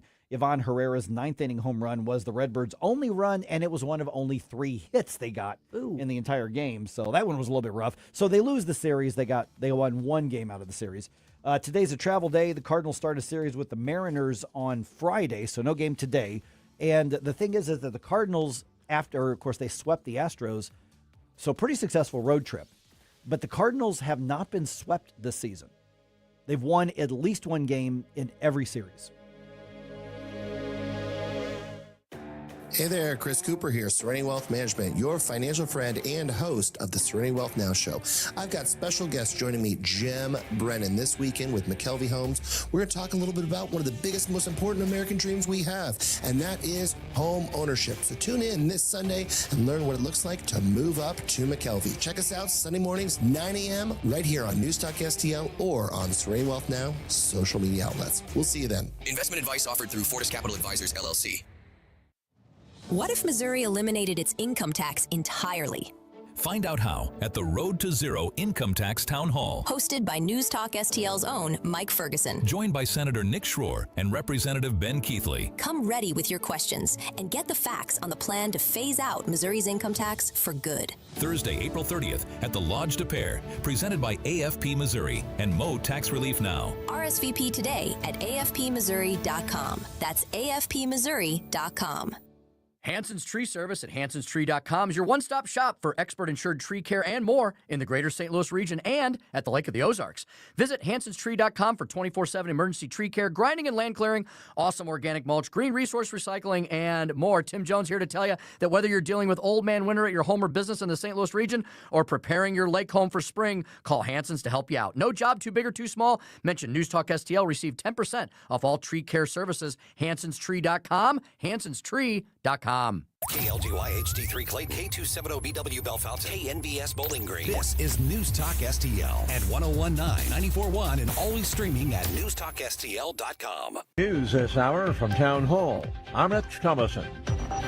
Doing an end run around the Democrats, Republicans in the Senate vote to end the current partial government shutdown. Senate Republicans have approved a budget plan that would fund ICE and Border Patrol and the Department of Homeland Security. Majority Leader John Thune. Democrats want to defund law enforcement, defund border security. Democratic Senator Jack Reed of Rhode Island. It unlocks reconciliation, a process that will allow Republicans to ram through another partisan bill that finds and funds 2 rogue federal agencies. Democrats are demanding changes following the fatal shootings of 2 Americans at the hands of federal agents. Donna Warder, Washington. A circuit court in Virginia says not so fast on that congressional redistricting scheme. The court has declared the Democrats' new congressional map unconstitutional, blocking it from taking effect. An appeal to the Virginia Supreme Court is anticipated. Deadly leak at a chemical plant in Kanawha County, West Virginia. 2 people died, 30 others to the hospital. Governor Patrick Morrisey says it happened yesterday at the Catalyst Refiners plant in Institute, West Virginia. It's about 10 miles west of Charleston. I want to emphasize to the citizens of this area and in Kanawha County that based upon all the information that we have available right now, we don't believe there have been compromises to the air quality or to the water supply, that's been unaffected by this. That's positive. 7 first responders among the injured. The U.S. military has seized another tanker associated with the smuggling of Iranian oil. The tanker Majestic X was seized in the Indian Ocean. On Wall Street this morning, the Dow futures are down 275 points, while the NASDAQ futures are 70 points in the red. More on these stories, townhall.com. If you don't care about saving 50% off your wireless bill for the same 5G coverage the big guys are charging a fortune for, maybe you care about keeping jobs in America. Pure Talk does. They've pledged to run their entire operation from this country, including all their customer service. Or maybe you care about our nation's veterans. Pure Talk does. They've donated hundreds of thousands of dollars to America's Warrior Partnership, a fantastic organization working hard to prevent veteran suicide. Or maybe you care about closing America's skills gap. Pure Talk does. They're a proud supporter of MicroWorks. They're helping my foundation train the next generation of skilled workers. Don't get me wrong. Saving money's great, and you'll save plenty with Pure Talk. But if you want to be in business with people who share your values, dial pound 250, say micro, and switch to an American wireless company that actually stands for something. Pure Talk. From the Michaels Flooring Outlet Weather Center. Meteorologist Chance Gotch with your first alert forecast. We're tracking highs towards the mid-80s, mostly sunny skies. Get out and about, enjoy the beautiful conditions. A little bit breezier, though. Wind gusts possibly up to 30 miles per hour. Then we're tracking 2 rounds of showers and storms. One going to be during the AM commute Friday, some of which could have some stronger winds. Isolated threat of some tornadoes, but that is going to remain on the lower side. Highs towards mid-70s by the afternoon. More chances of showers and storms. Could see some few isolated stronger just south of St. Louis. A dry Saturday with isolated chances into Sunday. From the First Alert 4 Weather Center, I'm meteorologist Chance Gotch. This hour of News Talk STL is brought to you by Rodney and Jen Wallner and the entire Wallner home selling team at Berkshire Hathaway. Call them today at 314-810-SOLD. 314-810-SOLD. When your commercial or industrial facility needs repairs, who do you trust? Commercial Facilities Maintenance gets the job done right, every time. From plumbing and electrical to asphalt, concrete, and fencing, we handle it all. Occupied job sites? No problem. Multi-phase projects? We've got you covered. We offer seamless communication, quality handiwork, and a cost-free estimate within 1 to 2 business days. Building trust with quality work. Visit CommercialFacilitiesMaintenance.com. That's CommercialFacilitiesMaintenance.com. Oh, Hank, what a wonderful spider web you have built for us. I love this fabulous space we have right here in the corner of the kitchen. Thanks, Charlotte. I think I'll build us a vacation web in the coat closet. Oh, no. It's the pest control company again with those green wheels. They always kill the mood. This is Derek, the owner of All Solutions Pest Control. Give us a call today at 636-486-7888. We'd love to help you out. Learn more about our special $67 offer. You can visit us online at allsolutionspestcontrol.com. If a pest-free home is your goal, call All Solutions Pest Control. Mike Ferguson. I don't know how to put this, but I'm kind of a big deal. Susie Moore. They look very aggressive. I think they want to beat me up. Get up, can't you hear the alarm? Get up, St. Louis. So it's time to get out of bed. Pour yourself the greatest cup of Kofifi the world has ever seen. Rise up with one voice. Drain the swamp and take back our country. Today's the day we're going to do it, and it's time to do it right now, believe me. Mike Ferguson in the morning on News Talk STL. Okay, kind of one of those, I guess, like mental exercise questions I've got here, right? Uh-oh. So if you want to stop people from doing bad things, just outlaw the bad things. It's that simple, right? No. Not that simple? I mean, it worked during Prohibition. I'm glad you brought that up because there are some lessons from history that I don't think are being learned here. And we see that what I found, the story I found is actually across the pond, but it's the same concept that we're seeing from around here in various things. And it goes back to not learning from history, and it also goes back to what happens when you let government get so big that you demand it take care of you and then wonder why it wants to control you.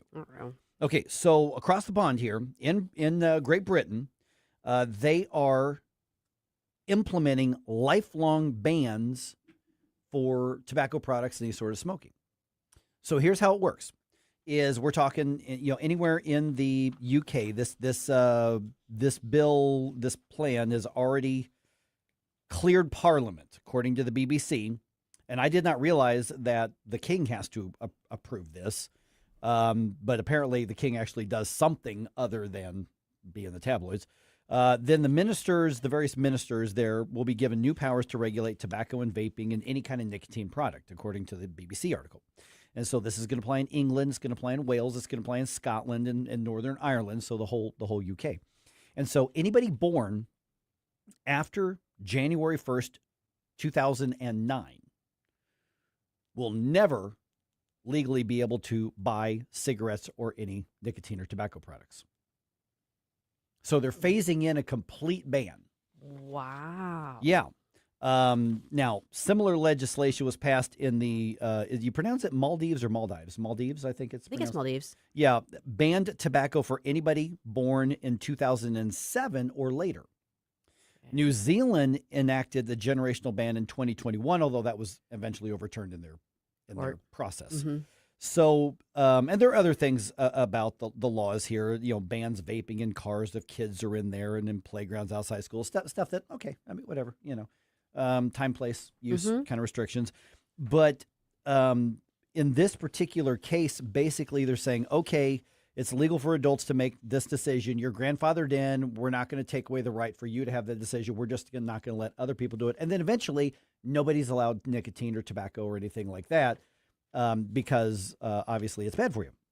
So their Department of Health said smoking cost the country $29 billion a year and that over 500,000 households are living in poverty because in part of the money they spend on tobacco. So here's where I'm going with this here. They have a socialized healthcare system. Yes, they do. So they pay a lot of money in taxes to support that, Mm-hmm. which is also one of the reasons 500,000 households live in poverty. Yeah.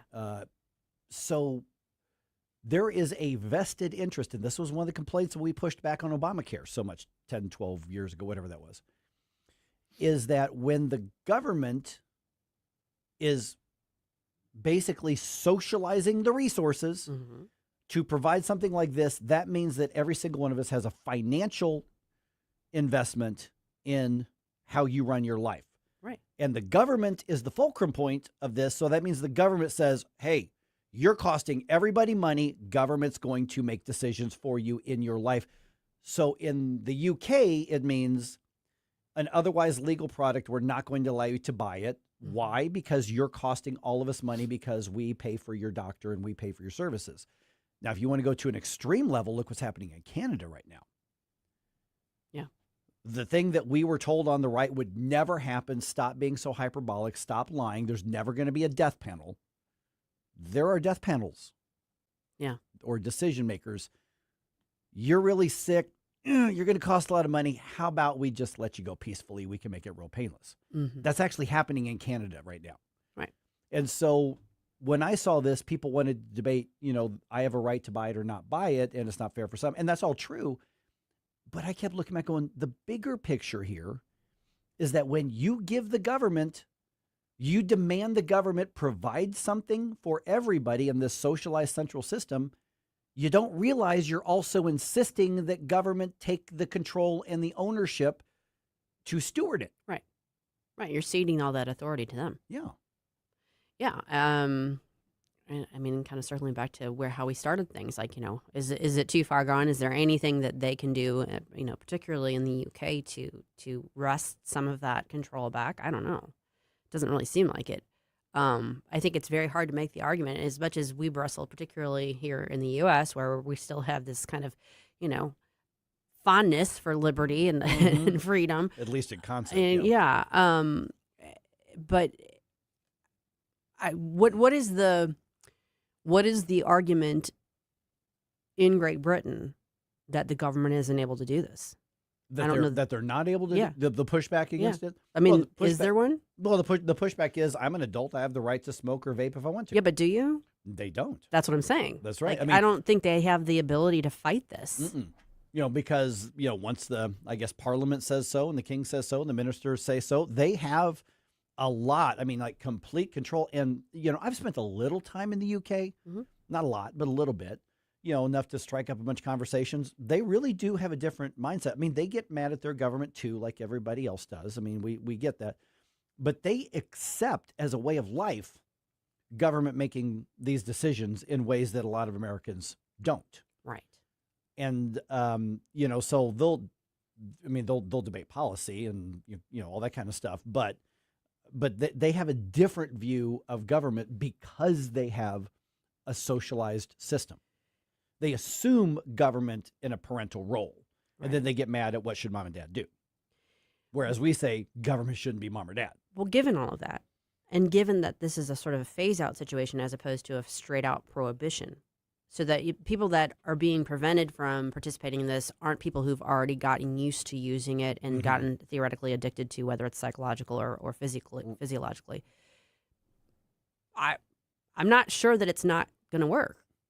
Do you know what I'm saying? It may be, except what does history tell us back to what Jerome just said? Yeah, but that was taking things away from people who already had that. If you're taking this away from people who never have, in other words, people who were born in 2009 and beyond, if they've never really gotten to the point where they are users of this product, you're taking away something from them that they never really knew to begin with. So I don't know if it's going to have the same backlash effect that you had, for instance, here in the U.S. with prohibition.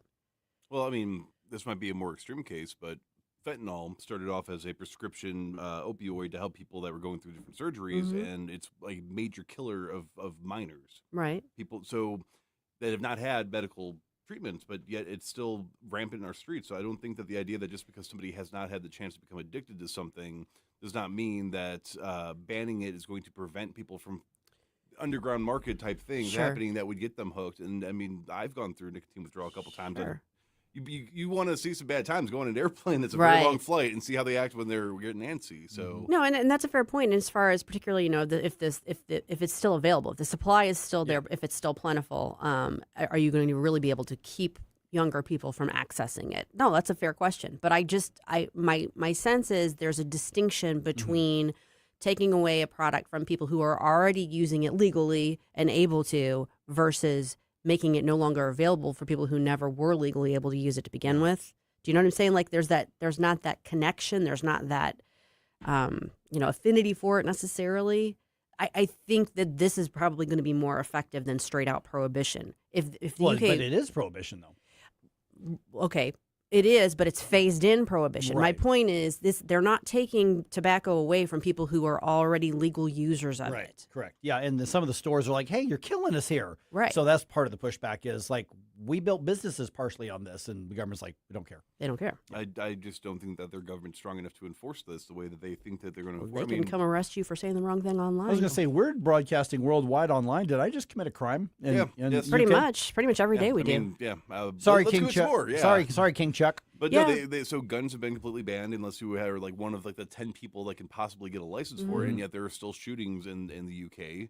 I'm not saying it's going to be an absolute. Crime. I'm saying I think they're probably going to meet with more success than we met with prohibition here. But I think there will be a black market. I mean, there's always going to be there's a way. Yeah, when there's always going to be an underground, there's always going to be a black market, especially as the UK basically says, hey, from everywhere else in the world, come on in. And they're making a lot of the mistakes on the illegal immigration and legal immigration that other parts of the world are experiencing. So, but none of the men, I don't know of any other European countries that are doing this. I mean, try banning smoking in France. Good luck with that. Well, not going to happen. The thing that concerns me a little bit more than that is the synthetic versions of things. So often when you ban a natural version of something, people, science kids in colleges find ways to make it synthesized, technically not illegal. And that's what we saw with a lot of the psychedelics that were coming into the United States are driving people crazy. Sure. I don't know what synthetic tobacco or nicotine would be like, but I can't imagine it's going to be better than. No. I just, I part of me is kind of like I feel like UK is so far gone on so much of this stuff that I mean, good luck to them. But but the impetus on this isn't that they care about the people being healthy. No, it costs them. Yeah, it's that we have a socialized system, and you're costing us money. Therefore, we will make these decisions for you. And I do think you're right. I think it probably will generationally reduce the number of tobacco users. I think without a doubt. But I also think, Jerome, that you're right in that there will be a black market, and what comes from black market is never as good as what's on top of the table here. Now, I would say, though, I would like to see all of the chemicals and all the crazy stuff they put in cigarettes removed from our cigarettes and just have it be the natural leaf tobacco. That's a different story. But speaking of socialized systems, are we all about to become part owners of the airline with the worst reputation in the industry? We'll give you the heads up on that at 7:20. Indifference. Stop it right now before you blow us all away. You wanna do that now? Get up, can't you hear the alarm? Mike Ferguson in the morning I like it, but they're going a little overboard with the dancing. on News Talk STL. You know, for most people, you look at your yard, you look at your house, and you're like, I really like where I'm at, or I would like it more if. And a lot of times that if is if we had that new deck. A lot of times that if is, boy, if we just had that fence to define our area, maybe keep the dog in a little bit better, keep the neighbors from their stuff coming over into the yard or whatever the case is. But that's where my friends at STL FenceWorks come in. So STLFenceWorks.com, Mike Ferguson, obviously, here for STL FenceWorks. Not only are they a St. Louis-based company who is invested in St. Louis and has been for over 50 years, you're talking about a family-owned business that cares about their reputation, and they do things right. Listen, you can go find your cousin's friend who wants to pick up a few bucks and says, "Oh, I've done decks before," or you can go to professionals who are going to use quality materials that are guaranteed with workmanship that is guaranteed. And here's the thing: you can even go to STLFenceWorks.com and click on the estimate button and get a preview of what your yard's going to look like. Get that estimate ballpark, and so you don't even have to go make a call and go through the sales thing up front. Now, listen, they are going to do right by you. That's how they've been in business and succeeded for so long here. STLFenceWorks.com, American-made materials advantage here. So they exclusively use American-made materials, and I'm not talking about there's a patriotic appeal to that. We're talking about right now that means better pricing because it's avoiding a lot of these tariffs that have been put into place. And it also means a faster installation, no supply chain details. And, of course, it supports American manufacturing. You want to do business with a company like that? Then check out STLFenceWorks.com and at least see what they have to offer for you. STLFenceWorks.com. Say, hey, Mike mentioned you on the radio. Tell me more. STLFenceWorks.com. Columbo and Company.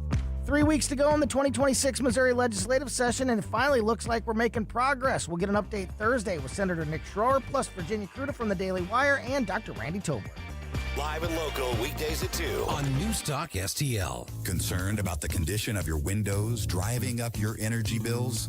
I was too. It's only called STL Windows and Doors. Their Provia windows combine old world craftsmanship the professional way, the Provia way, with over 65 years of combined experience, locally owned, offering competitive pricing and personalized service that the big box companies can't match. Call today for your free in-home estimate and start saving tomorrow. 314-277-5952 or STLWindowsandDoors.com. I'm Dr. TJ, owner of the Institute of Natural Health, co-owner of Optimal Nutraceuticals, and the host of Wellness One. Wellness One is designed to cut through the nonsense and provide you common sense science-based information regarding health and wellness. On the show, we discuss topics like thyroid health, gut health, hormone optimization, and many others. Our show airs Saturdays at 10 a.m. and 2 p.m. and Sundays at 11 a.m. and 3 p.m. right here on Newstalk STL. And you can visit us at INHSTL.com. That's INHSTL.com. When the storm hits and a tree comes down, you need someone you can trust right now. OLI Outdoor Services in Godfrey is on call 24/7 for emergency tree removal, trimming, stump grinding, and land clearing. Serving Illinois and Missouri with licensed, insured professionals and over 200 years of combined experience. Tree removal starting at just $2.99. Free estimates, plus financing. Visit OLIOutdoorServices.com or call 1-888-5-SAWING. 1019 and 94.1 News Talk STL. Live and local. Listen to what those local folks are telling you. News Talk STL.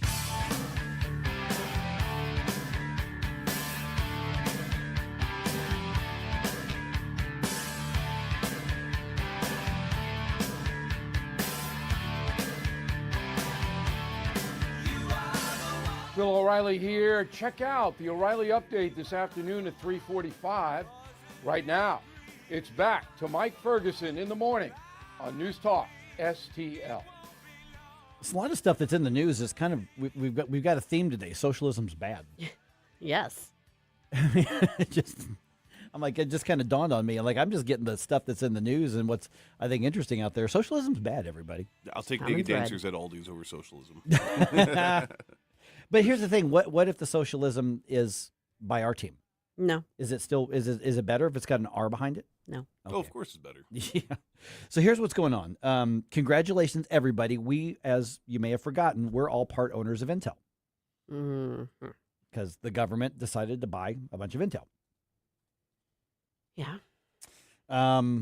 Trump accounts that a lot of Republicans are so excited about is taking money. Now, there was some philanthropic in there, but the bottom line is that the government is saying, here's $1,000 from the taxpayers that goes to your baby so you can start having skin in the game in the stock market. So the government is funding purchases of stock. Yeah. And now it looks like we're really close to a deal for the Trump administration for the federal government, because whoever's president next is going to be then the next person in charge, to buy upwards of 90% of Spirit Airlines, which is failing, close to liquidation. They've filed bankruptcy twice. Now part of the problem is they wanted to acquire JetBlue and the Biden administration blocked it. That's a whole other ball of wax. But Spirit Airlines, which I think is fair to say has the worst reputation of any airline in the country. And there's a number of articles on this. I pulled the CNBC one for us. But it looks like the government's about to buy the controlling stake in Spirit Airlines to save the business. And then the federal government basically becomes the equity owner of this, which means we're about to become owners of Spirit Airlines. What's the justification for that? I mean, why does that airline need to be rescued? I don't think it does, personally. What's I think the argument? The argument is you don't want, in my commentary in an election year, you don't want a reduction in the transportation options, and you've got tens of thousands of people who work for the airline who would suddenly be out of work, and you don't want that hit to the economy, is what some of the arguments I'm seeing is, but that doesn't justify socialism. No, and I feel like there are, in theory, legal guardrails up that limit the ability of the government to do something like this. I haven't been able to investigate or research this issue. Counterpoint. Yeah. What if it's the case that Spirit Airlines has such a bad reputation because it has not been owned by the government, and President Trump had Trump shuttles for a period of time, so he actually has experience running an airline, so to speak. So maybe it would be the case that Donald Trump can save Spirit Airlines.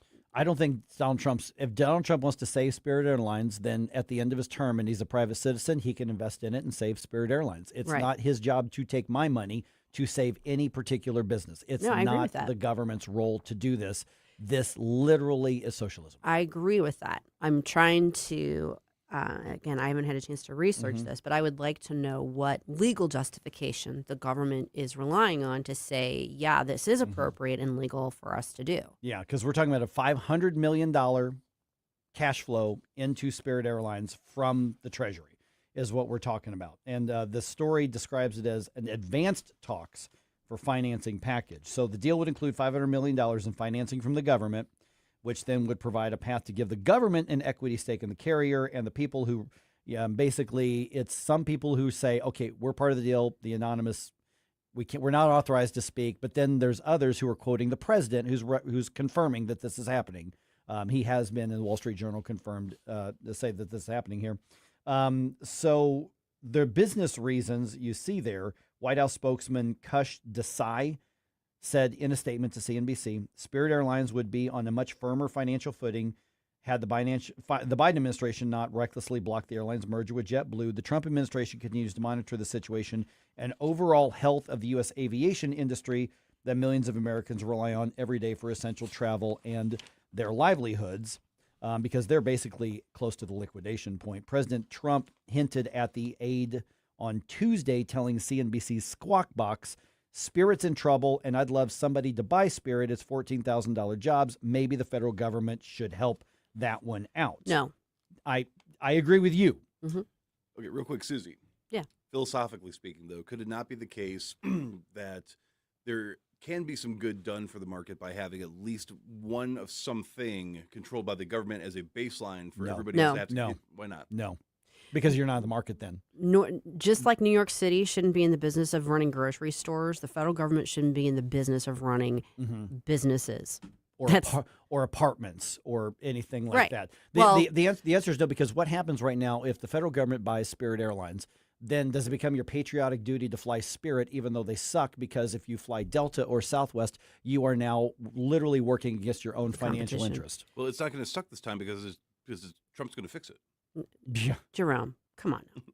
No, I mean, I think if you bark about Obama and Solyndra, if you bark about anything, any of the crony capitalism you see that is barked about when Democrats are in power, you have to hold the same standard regardless of who's in power. I mean, I don't fault President Trump for saying, hey, here's something that we, there's a reason that you want to maybe prop this airline up. There's a reason you might want to save it. But the you needs to be private interests, private industry, not you, the taxpayer. The taxpayers shouldn't be propping up independent businesses. They shouldn't be or private businesses. They shouldn't be owning them. That's not the way a capitalist society works, and that's not the way we want to be working because we don't want it to be, regardless of who's in control. Yeah, because also flips the incentives on their head. Yeah. The incentive now for regulators is going to be, we've got a 90% or 80% or whatever it ends up being stake in this airline. We can't allow these other airlines to beat us so bad that we're not getting a return on the investment that the taxpayers have made. The incentives become toxic at that point, and that's one of the dangers, one of the many dangers of socialism if you have the official U.S. government airline competing with those that are in a somewhat free market. I mean, the airline industry is very heavily regulated as it is. It is. But you've also now got a completely different incentive structure where we are now basically in a position to say, well, if we allow a free market, $500 million of taxpayer money is just going to go out the window. We can't do that. And so you are on a very fast path. You're not on just a path. You're on a drag race to away from the free market, and which is what keeps prices the lowest and the best value. So just to make sure I'm conceptualizing it properly then, so the problem then becomes you have a government that can potentially print infinite money if need be, or find new ways of funding something that may have a sinking ship, so to speak, that can just keep throwing money regardless of how unpopular it is. So it just Your becomes a dollars. taxing. Okay. Your dollars. So, and here's the thing. Okay, if the government wants to help, right, you get out of the way. You help. Remove the obstacles that allow companies to regroup, reorganize, and find a way to become profitable. You get out of the way. Right. Yeah. But you don't buy the company. And if your business sucks so bad, your business model and your management sucks so bad that you can't compete, then you go out of business, and then that creates opportunity for somebody else to come in and do it. That's the market. Keep in mind, how many decades ago was it that the guy over literally had a legal brothel in Nevada, got behind all of his taxes? The government took over as part of the the IRS case, literally took over his business. It went out of business. The government couldn't sell sex where it's legal. You don't trust them to run a complex business when they could not sell it legally in the desert in Nevada. I think it's fine to bring business concepts and ideals to the idea of governance, but government shouldn't be in the business of running business. But it's got an R behind its name. No. Okay. No. That's the question that I've got is, listen, and the Solyndra case was so perfect, Susie, because we jumped all over it for the exact same reasons I'm criticizing this. Are we as conservatives and free marketeers, are we going to hold this government to the same standard we want to hold everybody else to? Very valid point. Now, there is income tax reform debate going on right now in Missouri, and there's also a lot of proposals for a taxpayer bill of rights in the Show Me State. Our own Tim Jones explains what that means to you and your wallet coming up here at 7:35.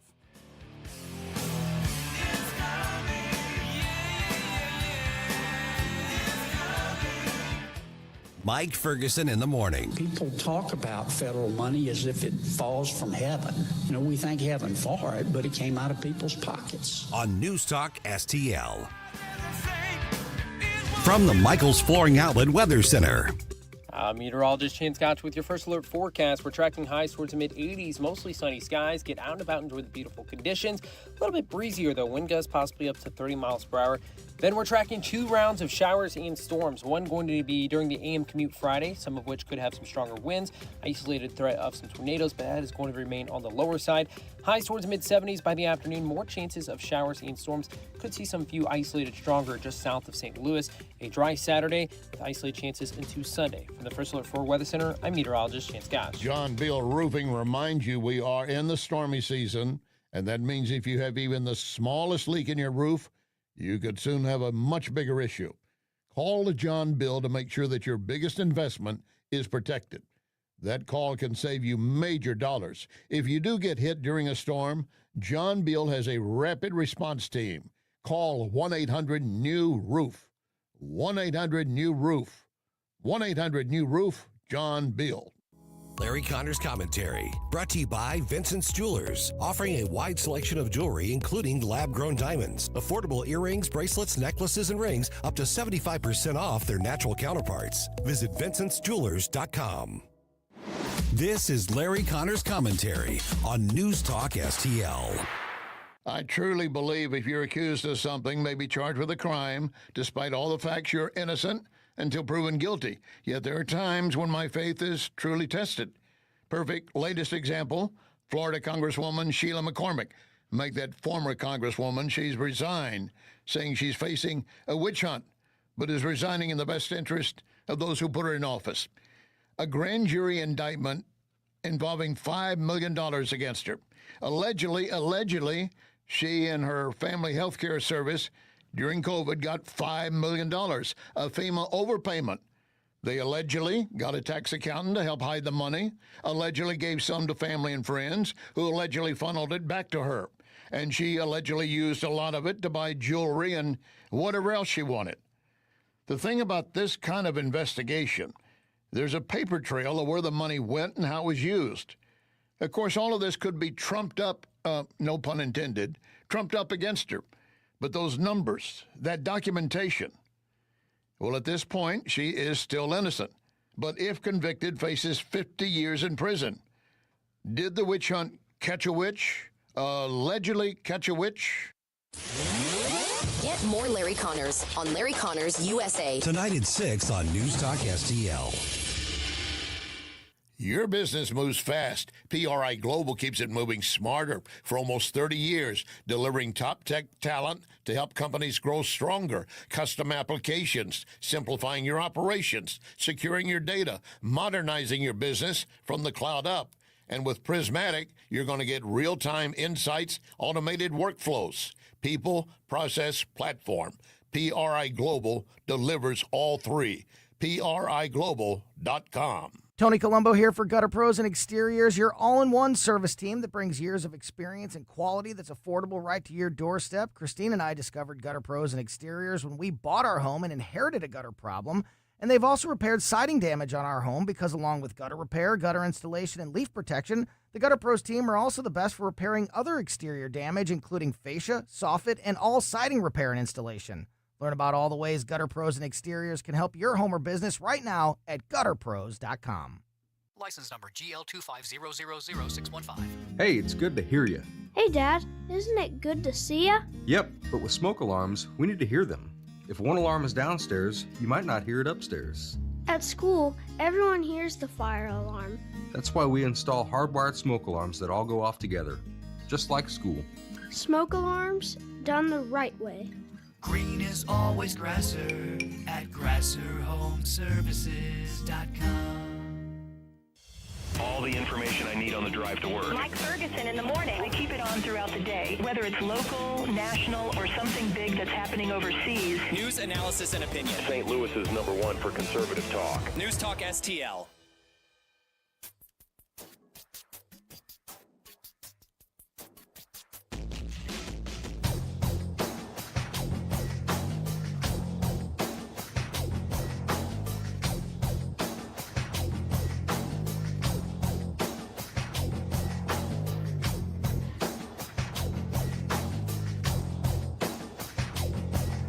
Hey everyone, this is State Senator Nick Schroer. I am the host of Stand and Fight every Sunday night. Right now, let's hear more of Mike Ferguson in the Morning Show here on News Talk STL. All right, Missouri lawmakers are working on things other than just the income tax reform. That's dominated, obviously, the discussions and the headlines, and now it's up to the voters. It is. To decide at this point. But there are other things that are happening, and you know who's having a pretty successful session so far would be the Missouri Freedom Caucus. Yeah. They've really amped up from where they were just a year or two ago to this year having a much bigger influence. And, of course, among their team of leadership and troublemakers, chief troublemakers, is our own Tim Jones. You hear him every afternoon here, 4 o'clock to 6 o'clock here. So, Tim, let's start. I kind of referenced this like on our show sheet here. The other Missouri legislative debates, because we've been so caught up in the income tax reform that we forget there's a lot of other stuff going on. Like, for instance, speaking of taxpayers, and this has been brought up a time or two, but it's just kind of been overshadowed, the Taxpayer Bill of Rights. What is it that we've got? Because I think Jim Murphy is really promoting this one, not necessarily, he's not necessarily with the Freedom Caucus, but it's aligned. So what is it that lawmakers are considering putting into place for a Taxpayer Bill of Rights?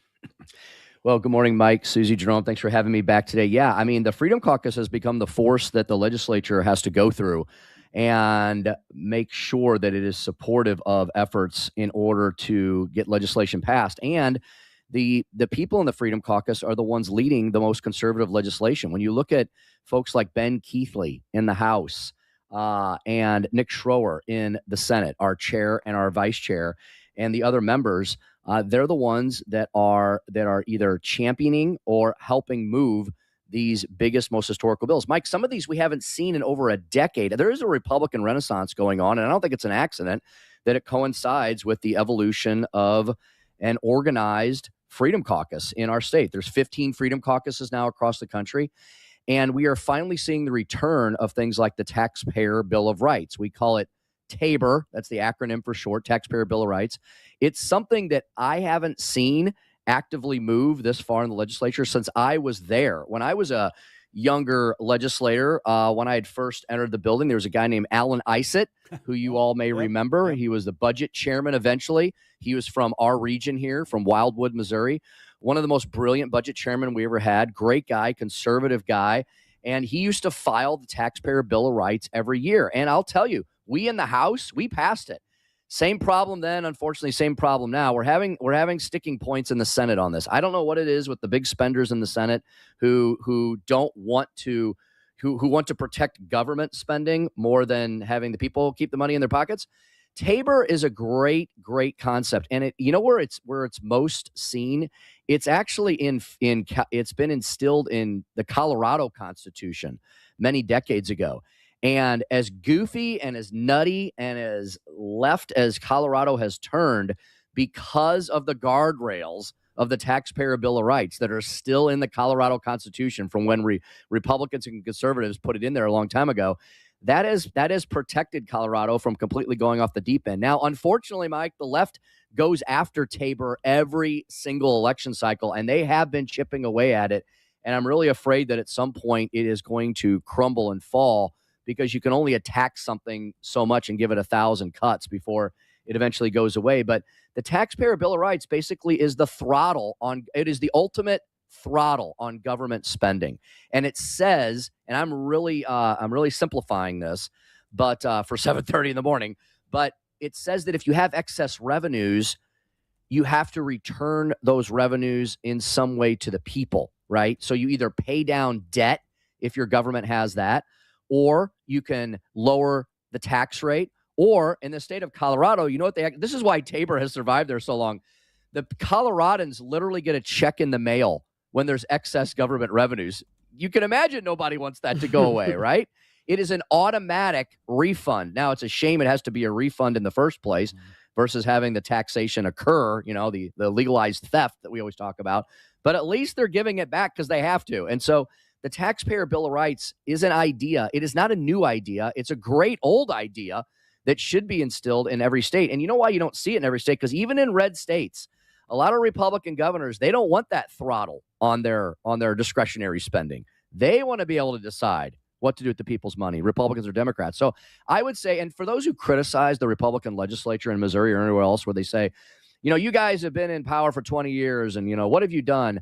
And I would say, first of all, we've done a lot. But second of all, if you have any complaints about Missouri, it's because the Republican supermajority hasn't been Republican enough. And if we would pass things like the Taxpayer Bill of Rights in conjunction with this historic revolution of eliminating the insidious, invasive, horrible income tax, then Republicans can say we've truly done great Republican things. Good morning, Tim. Speaking of great Republican things, this is one that I feel like kind of keeps flying under the radar, but I think it's, I don't know if I would say equally important, but it is very important. The REINS Act. Talk a little bit about what that is designed to do and why we need it here in Missouri.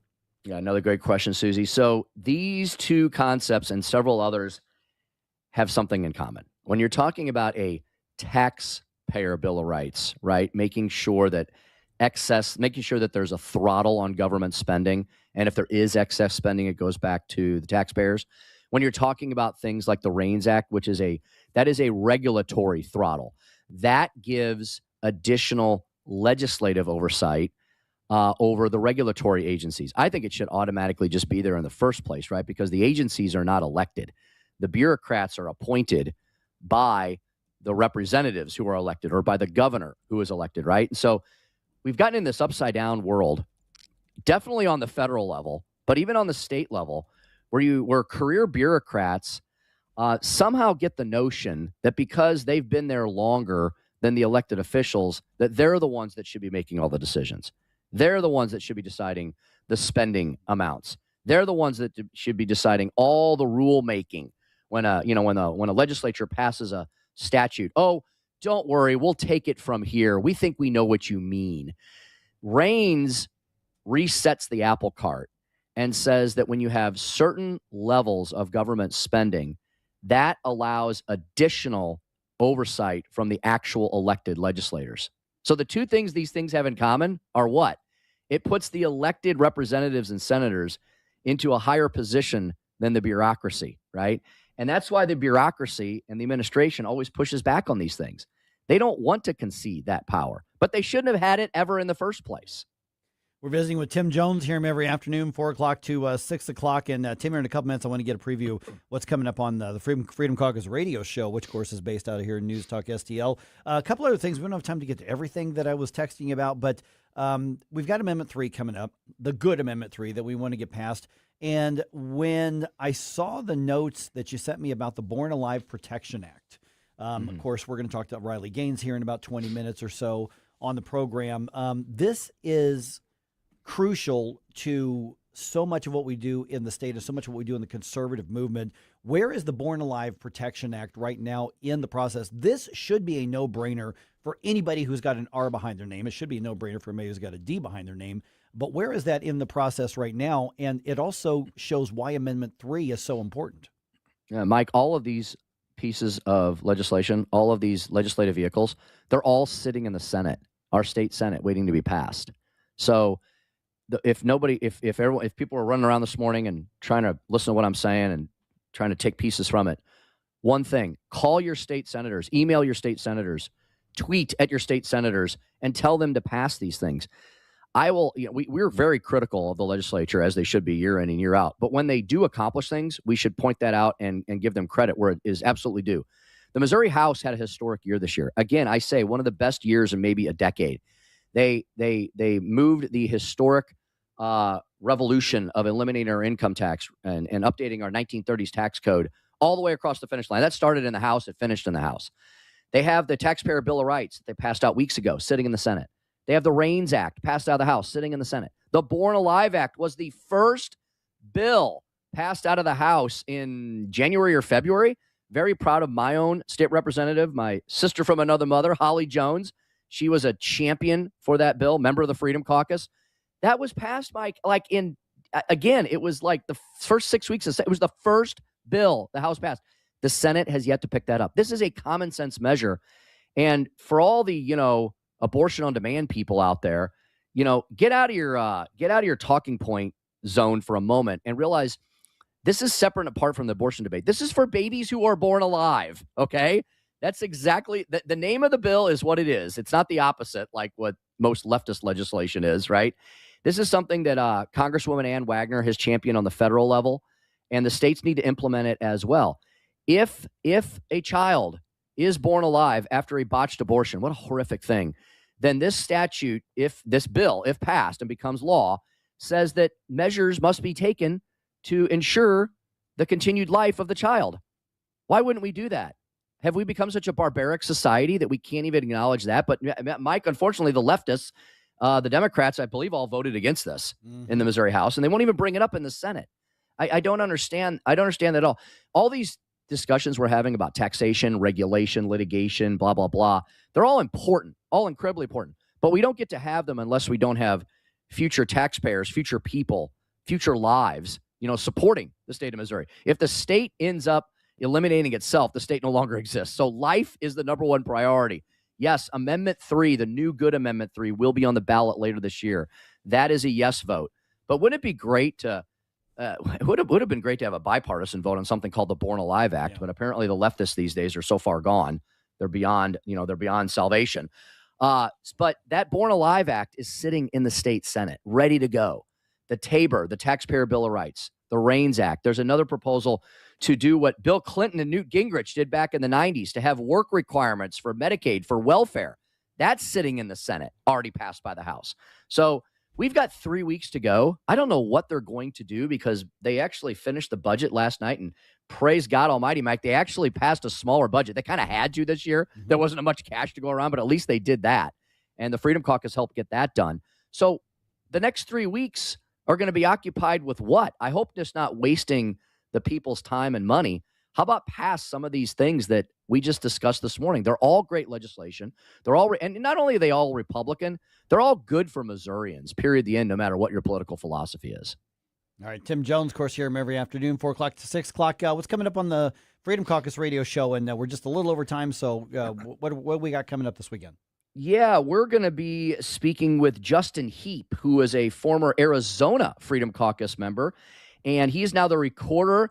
He's the Maricopa County recorder. That's a pretty active county we've talked about over the last few years, the ground zero for election integrity. Mike, he had a huge victory in court this week. We're going to talk about what that entailed. And then we're going to speak with one of your good friends, Representative Brad Holbrook, over in the Illinois Freedom Caucus. I know you've been covering the insanity over there with DEI and this deal with the Chicago Bears. So we're going to break all that down as well. It's a real pleasure and honor to be able to speak with the 15 different Freedom Caucuses all across the country. So if you want to know what's going on, and not only in the Missouri Freedom Caucus, but in the other 14 Freedom Caucuses spread out all across the nation, State Freedom Caucus Unfiltered, 7 p.m. here at Newstalk STL every Sunday. Thanks, Tim. Thank you, gang. Hey, this is your reminder. This is Friday Eve. So tomorrow is Flashback Friday, and Jerome wants you to send him your requests for our bump music. This week's themes is like great songs from the 80s that even someone who's kind of on the 80s will have to acknowledge. This is good stuff. So be sure to get those requests in to Jerome at We're NewsTalkSTL. converting people who don't like or respect 80s music and correcting them Win them into over. appreciating what a great era of music that Winning was. hearts and minds.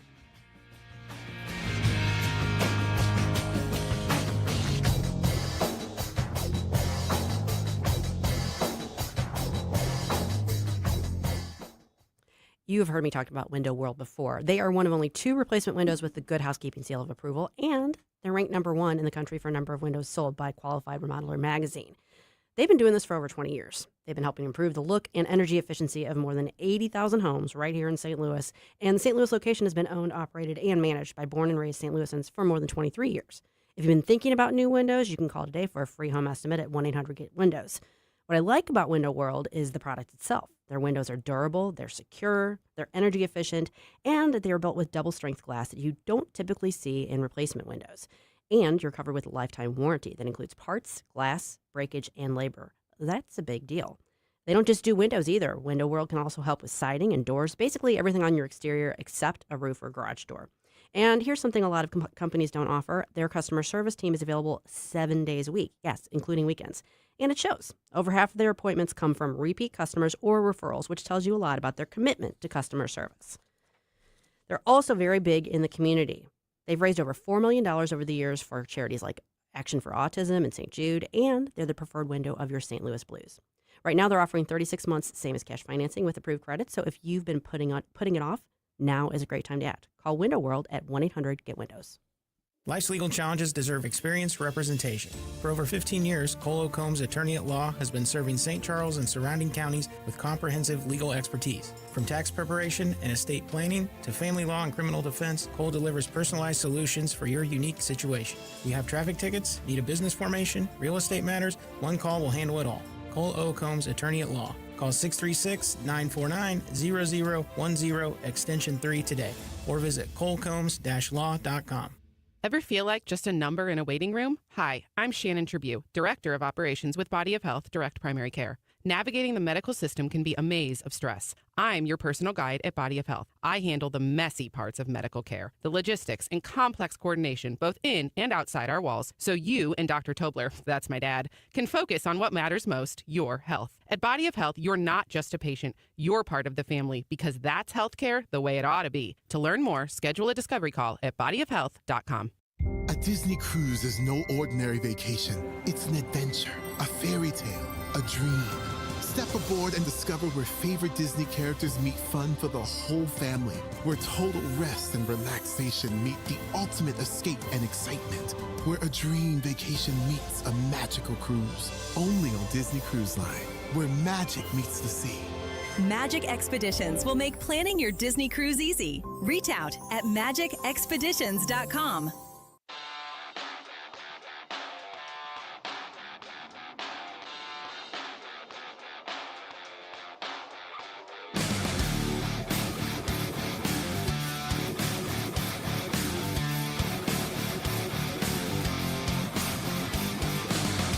Let's get back to all this madcap mayhem with Mike Ferguson in the morning. But don't forget, stick around for Jones and Arps every Monday through Friday, 4 to 6 p.m. All right, a lot of data center talk around the area. St. Louis City is looks like going to put one in the old Armory, which honestly makes sense. Yeah. I don't know what else you're going to do with the Armory.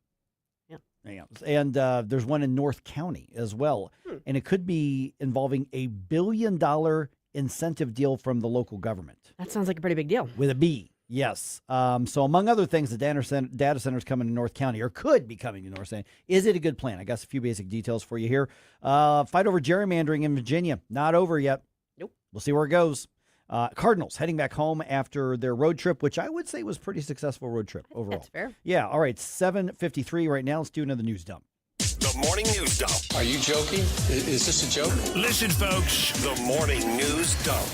All right, a data center is part of a proposed development in Ferguson, and city officials are considering an incentive package worth over $1 billion. That's just the incentives from the government here. KMOV's Morgan Harris explains in this report that she filed last night. Developing now, leaders in Ferguson are preparing to debate a set of tax incentives that could help bring major changes to the former Emerson campus. Tomorrow, a city council meeting is taking place for a second reading on a bill that could grant over $1 billion in tax breaks to a developer who is looking to turn the space into a tech hub and a data center. This comes after the plan passed a first reading earlier this week. Now, some residents have shared concerns about those possible tax breaks.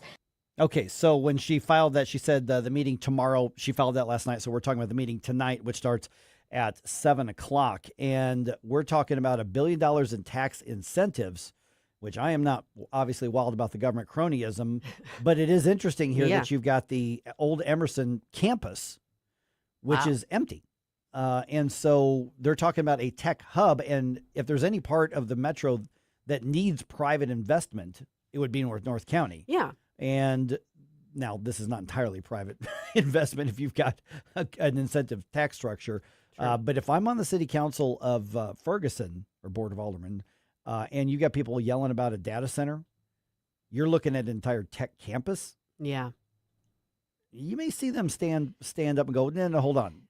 You got a city that's been decimated over the last 10, 11 years. Right. And, so many activists just go saying, government, spend money here. Government, build something. Government, fund this program. Government, do this. And you've got a developer saying, we'll do it, but give me a little bit. So there's good and bad and the ugly in all of this. Definitely. Well, the other thing too is, a lot of the infrastructure is already there. You're not talking about starting from scratch. You're not Right. talking about building a brand new facility and all the things that involves. You're talking about actually working with what's already there. It's got to be put to some use, or else it's just sitting there. It's a Right. waste. Right. So it'll be interesting to see how much pushback this gets versus what we've seen, for instance, in Festus or Arnold, that sort of thing. But Troy, Illinois. yeah, Yeah. Yeah, I mean, this might be one of the best, just like with the Armory, it might be one of the better uses of that location. Yeah. All right, quick programming note. Riley Gaines is going to be on the show this morning in about 9 minutes. Yeah. And I'm sure you know she's the keynote speaker of this year's Missouri Right to Life Banquet. That's happening May 20th in St. Charles. Ticket information is at MissouriLife.org. Okay, a federal appeals court has blocked California's law that requires federal law enforcement agents to wear, among other things, some sort of specific identification. The appellate court's order favors the Trump administration, which had filed a lawsuit in November challenging the 2025 law requiring federal immigration agents to wear a badge or some form of ID. The administration argued that California's law would threaten the safety of officers who are facing harassment, doxing, and violence. A 3-judge panel of the 9th U.S. Circuit Court of Appeals issued an injunction pending appeal. Greg Clugston, Washington. I know there's some coverage of this in Red State. There is, by someone named Bob Hogue, I believe. Yeah, there it is. So now when you talk about the doxing and stuff, that's exactly what the leftist politicians wanted. Right. Is they wanted the doxing of federal law enforcement. there They wanted to open up for their crazy activist base to enact violence against these people and their families. The bottom line here is that the state doesn't have the authority to tell the federal government what Right. what its officers can do. Yeah.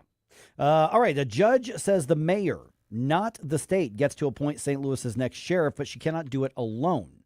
Okay. The case is a result of former Sheriff Alfred Loaded Dice Montgomery being removed from office last year. The Attorney General's office argued that the governor gets to make that selection, but the ruling in this case says the mayor's got the final say, but she does have to take nominations and get advice from the Board of Aldermen. So there's that. Cardinals lose the final game of the series with the Marlins on Tuesday. Final score 4-1. Ivan Herrera had a home run in that. Today is a travel day for the team, so no game, and the Cardinals start a series with the Mariners at home on Friday.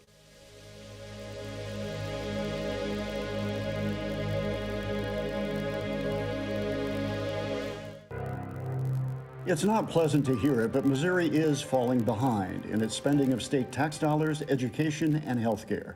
But there are ways to get Missouri moving forward again and produce a better life for all of us. That's why we at the Show Me Institute put together our 2026 Missouri Blueprint, a roadmap on how the state can move to a brighter future. The blueprint covers policy ideas from taxes to government transparency, from education to health care and budget reform. Let's allow students to attend the school of their choice. Let's adopt new proven methods to help the many school kids who can barely read. Let's limit state spending growth for Missouri's long-term financial stability. And let's invest in future needs with more nuclear energy. Why not common sense reforms to make things better for all Missourians? Check out our 2026 Missouri Blueprint, moving Missouri forward at showmeinstitute.org. The Show Me Minute has been brought to you by Show Me Institute and Show Me Opportunity. Hey guys, don't miss Straight Lines with Elizabeth Kaiser every Sunday evening at 8 p.m. where we talk about so many areas, including AI, law, and health. We have some fantastic guests on my show just about every Sunday. Don't forget, Sunday evenings at 8 p.m., Straight Lines with Elizabeth Kaiser. Stand and Fight with Nick Schroer. Hey, it's Nick Schroer. To preserve this nation, to preserve the experiment in liberty that our founders envisioned, we must take a stand and fight. Stand and Fight with Nick Schroer. Sunday nights at 6. Only on News Talk STL. KLGY HD3 Clayton, K270BW Bellefonte, KNVS Bowling Green. This is News Talk STL at 1019, 94.1, and always streaming at NewsTalkSTL.com. Breaking news this hour from Town Hall. I'm Rich Thomason. The American military has seized another tanker linked to the smuggling of Iranian oil. This tanker was seized in the Indian Ocean. President Trump has ordered the U.S. military to shoot and kill Iranian small boats choking the Strait of Hormuz. Mr. Trump also says that mine-clearing operations are underway. Virginia's redrawn congressional map is unconstitutional, a ruling of a circuit court judge blocking certification and implementation of the Democrat-friendly map that's been sparking much debate among Andrea, Matt Wallace said he was resigned to the fact that in the current environment, it is a standard of by any means necessary to fight back. I think that the redistricting issue across the country is unfortunate, that we've had to resort to temporary redistricting. Those that opposed it, like Joanna Miller, focused solely on Virginia and not the rest of the country and talked about how it will disenfranchise them. I think that the effort this fall is not in good faith, and so I voted against the redistricting because I want my vote to count in a fair way. Another test is coming in just a week in Florida, where similar discussions are underway that could swing toward Republicans. I'm Gary Fields. He is no longer Navy blue. The Pentagon has abruptly announced that Navy Secretary John Phelan is leaving his job.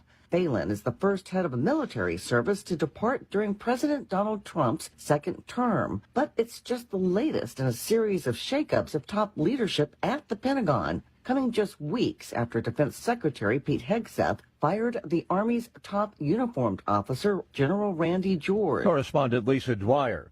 Following months of delay, the European Union has now approved a $106 billion loan for Ukraine.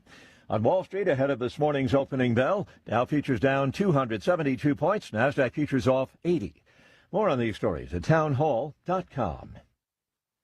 The following is a real-life story from Trinity Debt Management. I had a lot of credit card debt, and it stressed me out. But what I thought was a solution turned out to be a problem. I kept hearing ads about debt settlement that seemed too good to be true. And actually, it was.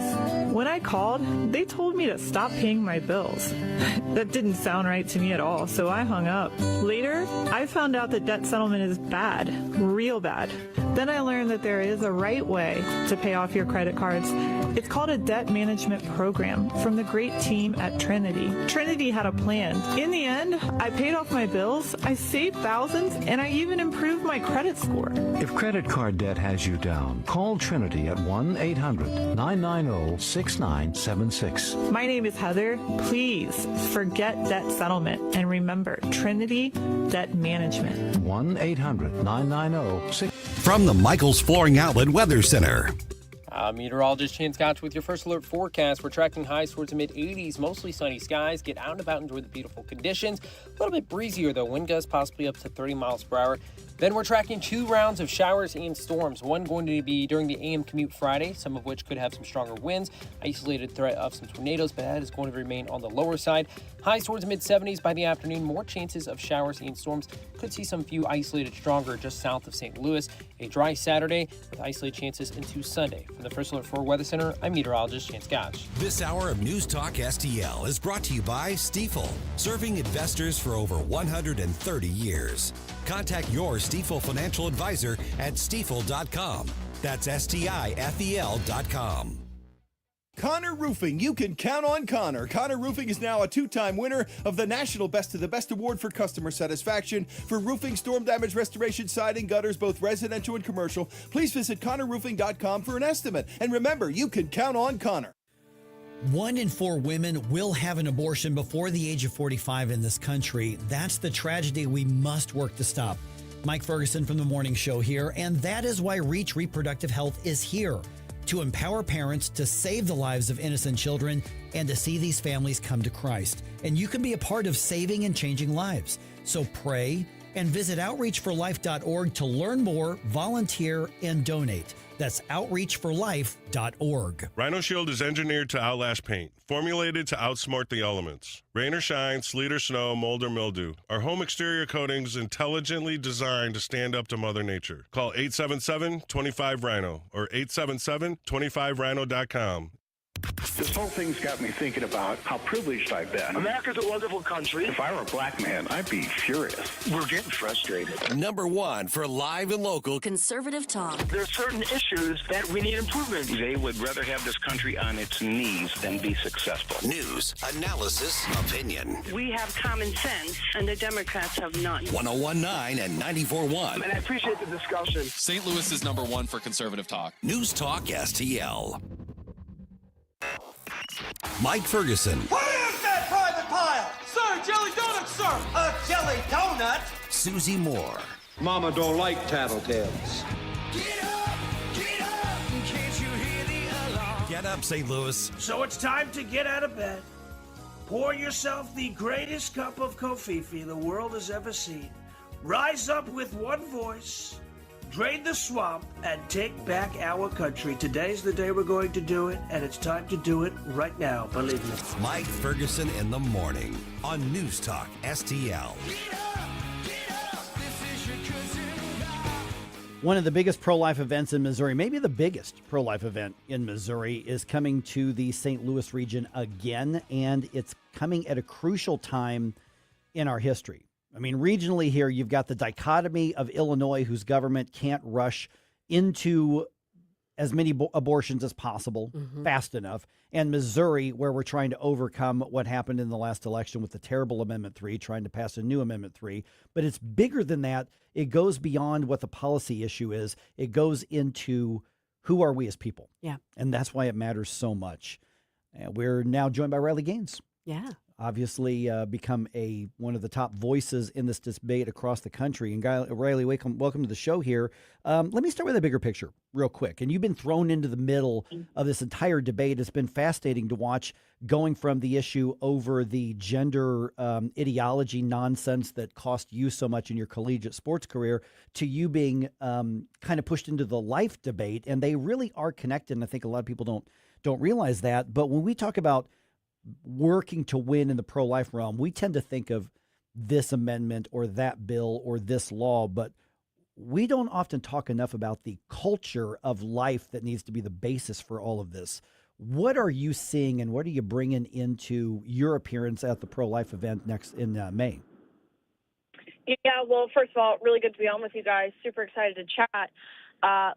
You're entirely right about the connection between the two issues. It was something that I didn't really understand, unfortunately, until I had kind of been directly and negatively impacted by the gender ideology movement, seeing all the roots that this issue really had. Of course, even looking at Planned Parenthood, this is an organization, until the passage of the Big Beautiful Bill, that received $792 million of taxpayer funds annually. And with that money, what do? Of course, they perform abortions. I think upwards of 400,000 abortions every single year.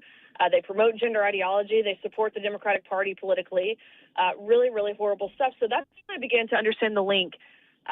But it was really once I had a daughter of my own that I really began to value life. And for context, I've always been pro-life from the understanding, first and foremost, being a Christian, of understanding we have a God who condemns the shedding of innocent blood and who breathes purpose and value into every life. But I will never forget going to that first ultrasound appointment at 8 weeks old. You know, she's 8 weeks, and you hear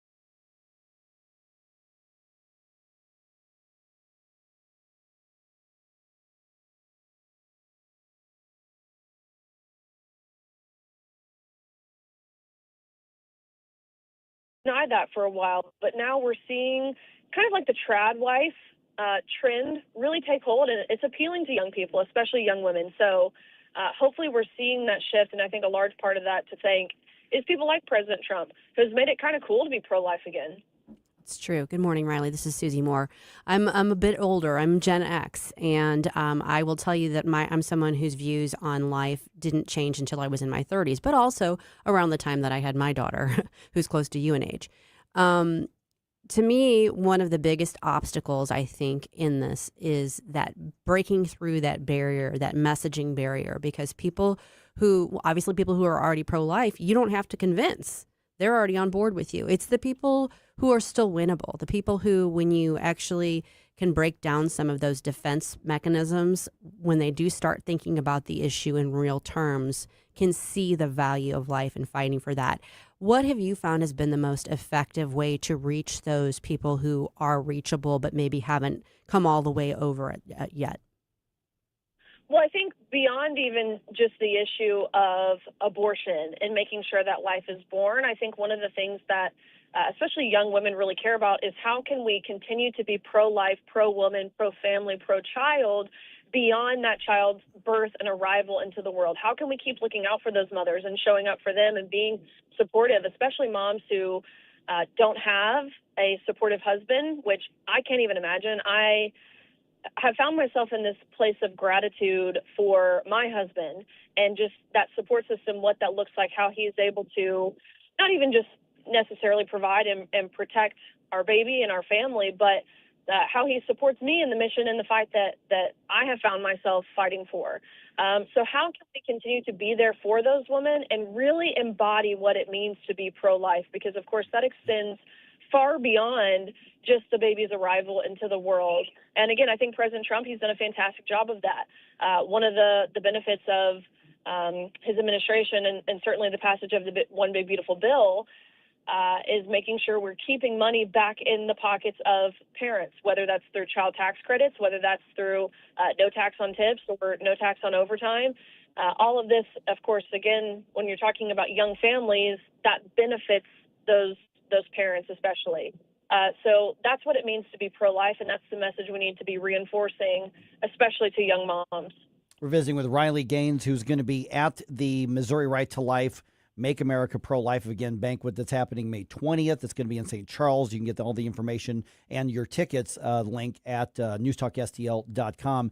Let me expand this just a little bit, kind of come back to where we started, Riley. And that was obviously you were first kind of thrust into the national headlines over the whole so-called trans nonsense. Now we say so-called because it's not a real thing. It's a gender dysphoria. It's an ideology. It's become. But a lot of people are saying, okay, we'll pick a lane. Are you talking about abortion? Are you talking about the gender ideology? But they really are connected because it has to do with respecting life as it's made, life as it's created. So when you're talking on the 20th and you're here in town at this event, give us a little bit of a preview of what you're going to be bringing to the auditorium when it comes to linking these things that are just crucial, not just morally and ethically, but literally in cases of life and death. It's such a good point, and it is so true where they're connected in the sense of there's a war on women, there's a war on children, there's a war on what is real and what is true and what is good in God's design. And I think that's how these two issues are connected. And so I plan on talking about maybe sharing a little bit about my experience and how I have found myself in the position that I'm in.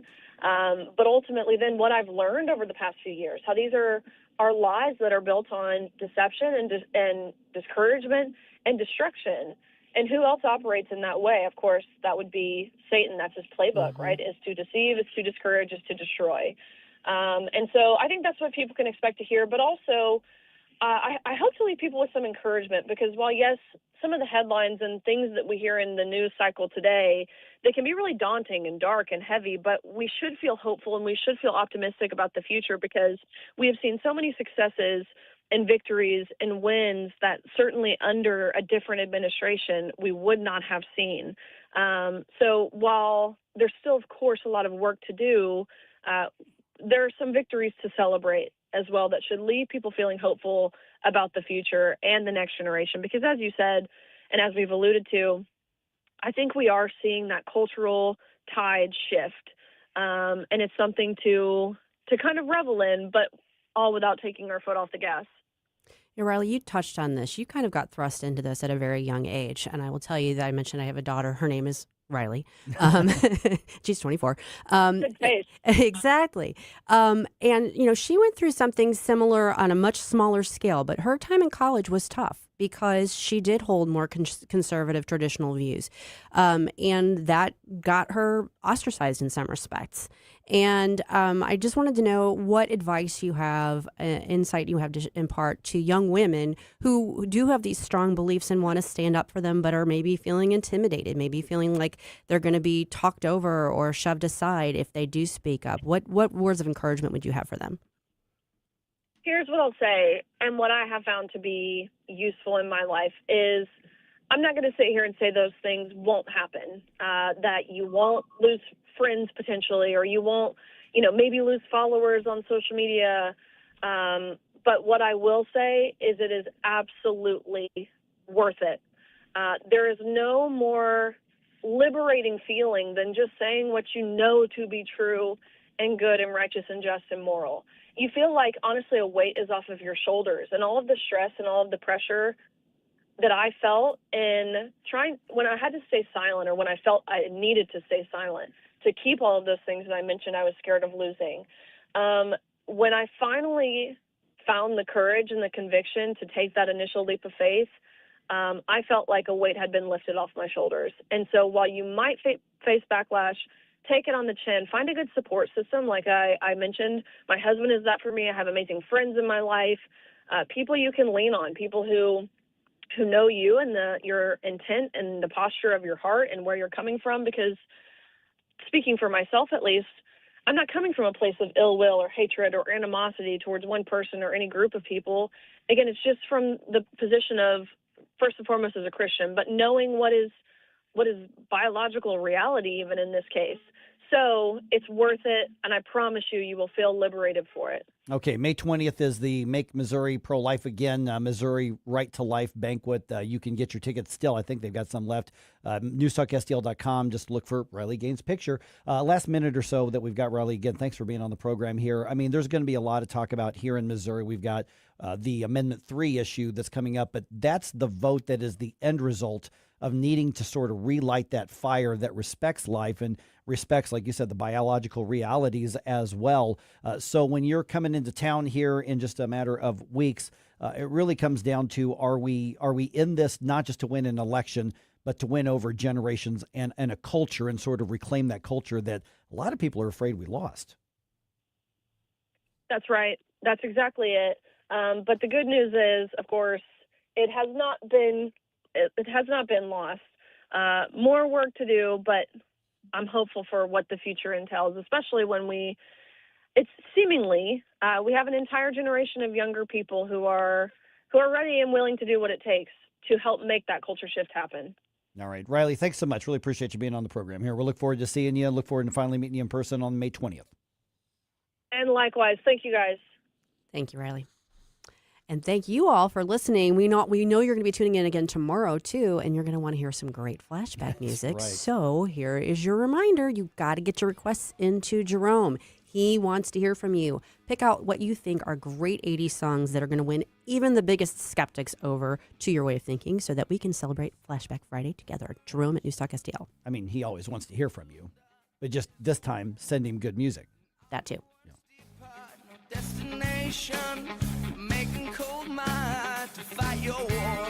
Stop it right now. I have had enough of this. Turn my eyes to your indifference. Stop it right now before you blow us all away. Mike Ferguson in the morning. The strong protecting the weak and the good defeating evil. On News Talk STL. This is your cousin. Jamie Allman here, tossing and turning over retirement worries. You're not alone. 3 out of 4 Americans share your concern about having enough saved. But here's the thing. A comfortable retirement isn't out of reach, even if you're planning for 30 or 40 years ahead. Every day, Jeff Portman from the Gemini Wealth Group helps people avoid the critical mistakes that can derail their retirement. Build your path to financial confidence. Visit GeminiWealthGroup.com or call Jeff directly at 314-888-0123. Securities and advisory services offered through LPL Financial, a registered investment advisor. Member FINRA, SIPC. State Freedom Caucus Unfiltered, Sunday nights at 7 on News Talk STL. Hear all the behind-the-scenes stories about what the State Freedom Caucus is doing across the country, directly from the legislators and the people that are doing it. State Freedom Caucus Unfiltered, this Sunday night at 7 with your host, Tim Jones. State Freedom Caucus Unfiltered, now Sunday nights at 7 on News Talk STL. Remember those magical moments in Mom's kitchen? The heavenly aroma of fresh baked cookies? At Trolley Stop Bakery in Chesterfield's Forum Shopping Center, our co-op of talented bakers has been perfecting that homemade magic for 4 decades. From the gooeyest cookies in town to custom pies, cobblers, and cakes, everything's made from scratch, just like Mom and Grandma's recipes. Need that perfect corporate gift? We ship our famous cookies nationwide. The Trolley Stop Bakery, 67 Forum Shopping Center, or TrolleyStopBakery.com. Because some traditions are too sweet not to share. Tony Colombo here for All Solutions Pest Control. The team Christine and I trust to protect our home. We've used multiple services at multiple homes over the years, and I can tell you from all that experience, All Solutions is second to none. If you have a pest problem of any kind, or more importantly, just want to prevent a problem, All Solutions is the team to call. Learn more and take advantage of their incredible $67 introductory offer right now at allsolutionspestcontrol.com. If a pest-free home is your goal, call All Solutions Pest Control. This is so stupid. St. Louis's Okay, I'm hanging up on you now. place to talk. News Talk STL.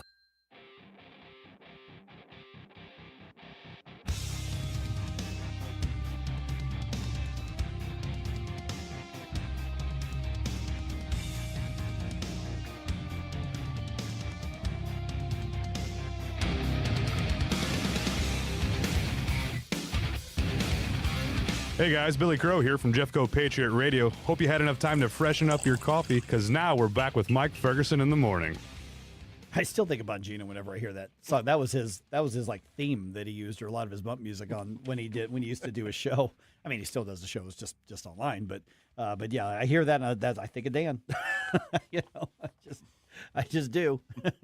I'll find a different Nickelback song for you then. Yeah, that conversation. Oh, I like that song. That's a good song. That conversation we just had with Riley Gaines, that's going to be up on the News Talk STL podcast here pretty quick. Yeah, pretty quick. So that's a good one. We got a lot of comments on that on social media. Yeah, appreciate all that. And be sure to get that out there. I'll post it on my Twitter or my X at AVP Radio Show. News Talk STL will do it, and I'm sure Susie and Jerome, you guys are always tweeting that stuff out too here as well. So, and by the way, if you are just to follow up.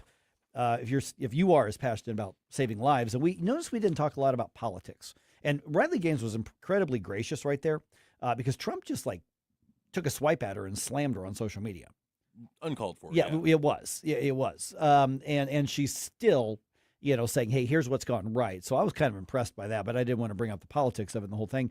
But she talked about the culture, of life that we need to win. And one of the ways of doing that is we need to be following through with what we say as far as supporting the women and, frankly, the men who are in the unexpected or crisis pregnancies.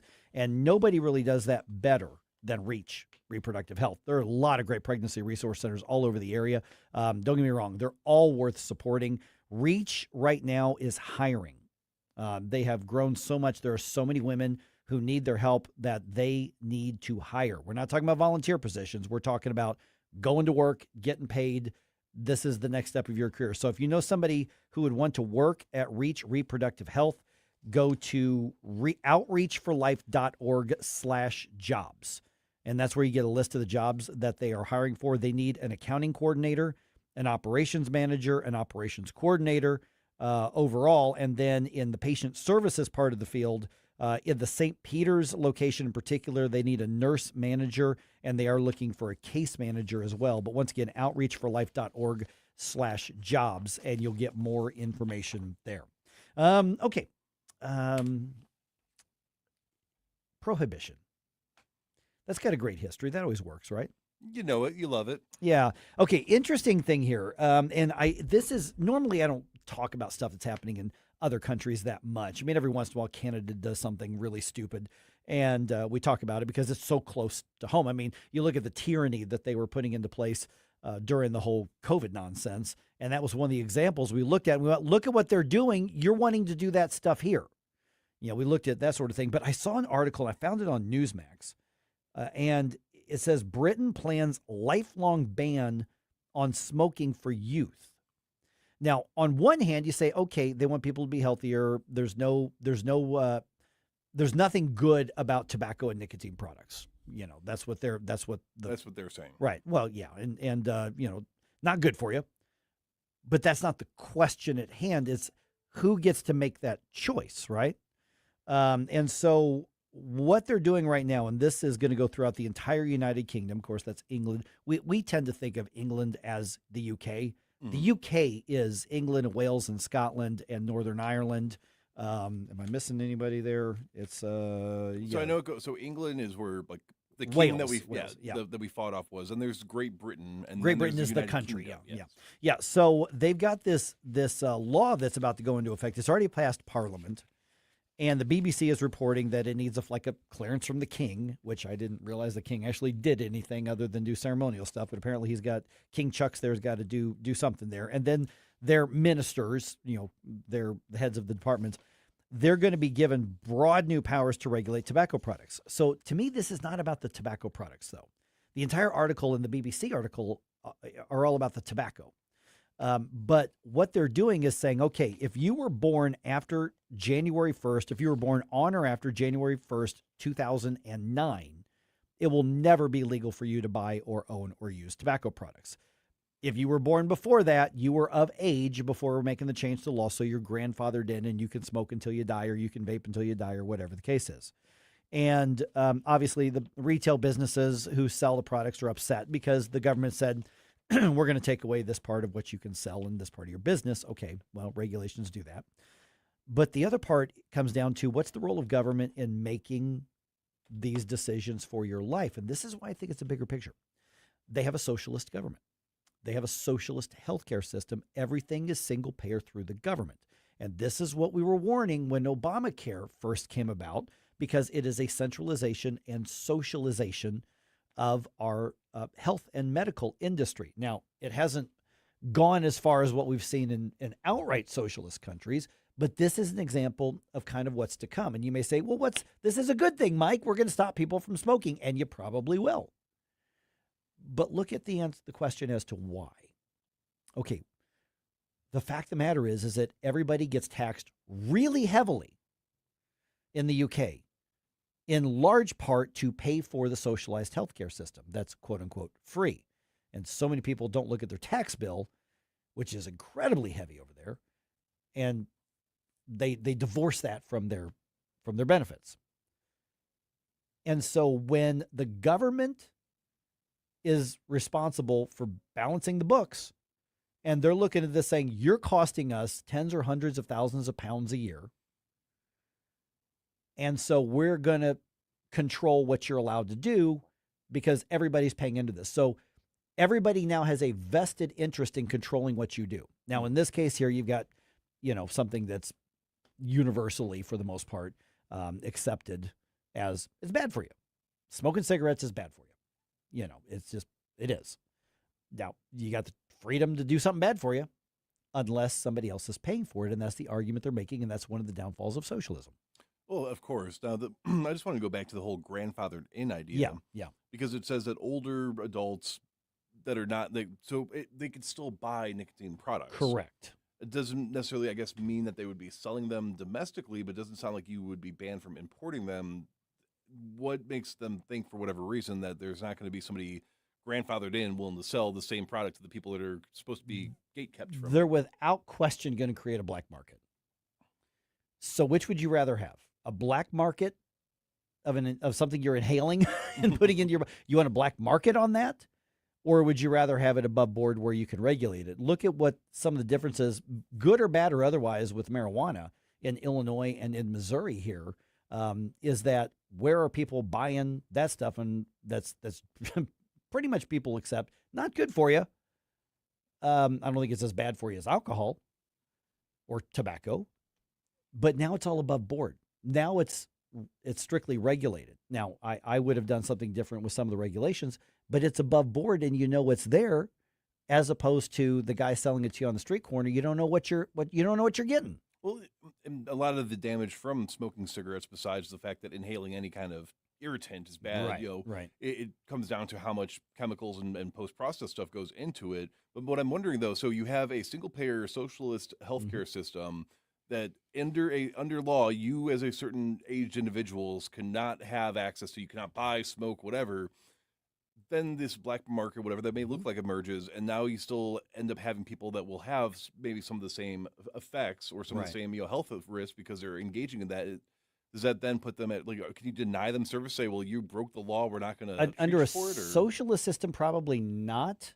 And it probably will go. Those cases will probably go down over time, without a doubt. But think about the power that you've given the government when you say, "I want you to provide something for me." There's always a trade-off. You are giving government some power and control over your life. Okay, you know what's one of the leading causes of death around the world, especially in the U.S., and I've seen it in Europe as well. I mean, I haven't been to Europe that much, but unhealthy food. Yeah, heart disease. Twinkies. Carotid arteries. Yeah, cupcakes. Gout. Pizza. Yeah. All of those things. Things that we could choose not to put in our bodies. Is it a leap of logic to say, well, right now, it's real easy to say, we're going to stop people from buying and using tobacco products because that's good for the system. It's going to lighten the load economically of the system, and it's going to save lives, so government's going to make that choice for you. Well, wait a minute. Diabetes is really expensive. Obesity is really expensive. So you know what? It's not fair that you're doing this to somebody else. It's not a matter of an incentive. Is that, you know what? If you were born before this date, you can still buy cupcakes. If you're born after this date, you're not allowed to do it because it's bad for you, and we're going to make sure that you're going to stay healthy, which in a macabre way actually tends to be worse on the system because you live longer and you cost more. Well, and that's the thing, too, that with the people that I've seen that have successfully quit smoking or try to stop bad habit, they typically turn to something that's a little bit less as bad or at least less taboo to do. So a lot of people gain weight when they try to stop smoking because they will, one of the ways that they trick you into stopping that craving is through, Jolly Ranchers or mints or something of that nature. So then at what point is Britain or any group like this going to then say, well, we got too many people that are like you said with the cupcakes, there too many people are switching from nicotine to cupcakes. Now they're switching to some others. So, I mean, where does that end until there are no vices left for anybody to be able to choose to engage or not engage in? Yeah, and then to me, the most important part of this is who gets to make the choice. You give government the power, and you make everybody else pay for your choices. You've given them the power to control or take away those choices. And right now we're talking about food. And right now we're talking about, vices. But that could end up being anything else in the name of it's good for you because government said so. You do not want to get into that situation here. Stay away from the haram. Okay, we have got a debate coming up June 2nd. This is going to happen in St. Charles. NewsTalkSTL, partnering with our friends at the Hammond Institute for Free Enterprise and the St. Charles County Central Republican Committee. We are hosting the St. Charles County Executive Republican Primary Debate. This is going to happen at the Scheidegger Center on Linda Woods campus. Go to NewsTalkSTL.com for more information. Put it in your calendar. No RSVP needed, no tickets needed. Just put down June 2nd, 7 o'clock. Be at the Scheidegger Center and hear from Bill Aiello, hear from Steve Ellman, hear from Jason Law as they debate what should happen in the future of St. Charles County.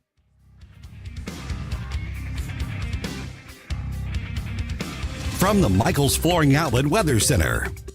Meteorologist Chan Scotch with your first alert forecast. We're tracking highs towards the mid-80s, mostly sunny skies. Get out and about, enjoy the beautiful conditions. A little bit breezier, though. Wind gusts possibly up to 30 miles per hour. Then we're tracking 2 rounds of showers and storms. One going to be during the AM commute Friday, some of which could have some stronger winds. Isolated threat of some tornadoes, but that is going to remain on the lower side. Highs towards mid-70s by the afternoon. More chances of showers and storms. Could see some few isolated stronger just south of St. Louis. A dry Saturday with isolated chances into Sunday. From the First Alert 4 Weather Center, I'm meteorologist Chan Scott. Fox News commentary with Jimmy Fallon. Next. I'm alpine skier Michaela Schifrin. I've won the most World Cup ski races in history. But what does success mean to me? Success means discipline. It's teamwork. It's the drive and passion inside of us, and it's why Stifel is one of the fastest growing global wealth management firms in the country. If you're looking for success, surround yourself with the people who will get you there. If you're an advisor or investor, choose Stifel, where success meets success. Stifel Nicholas and Company Incorporated, member SIPC and NYSE. Past performance is no indication of future results. Investing involves risk. Consult a financial advisor before making any investment decisions. Here's Jimmy Fallon. If you are a senior citizen, you have more money in your pocket today because of Donald Trump. If you're a single mom, if you're a waitress, If you're a delivery guy, somebody who gets tipped, you have more money because of Donald Trump. You don't have to like Trump. You don't have to like the Iranian war. You don't have to like his tweets about the Pope. But it is an undeniable fact of life that you have more money in your pocket today because of Donald Trump. That matters. That is consequential. And that has an impact on your life and the quality therein. And people will say, the gas prices are higher because of Iran. That's just true. So I'm not telling you that isn't the case.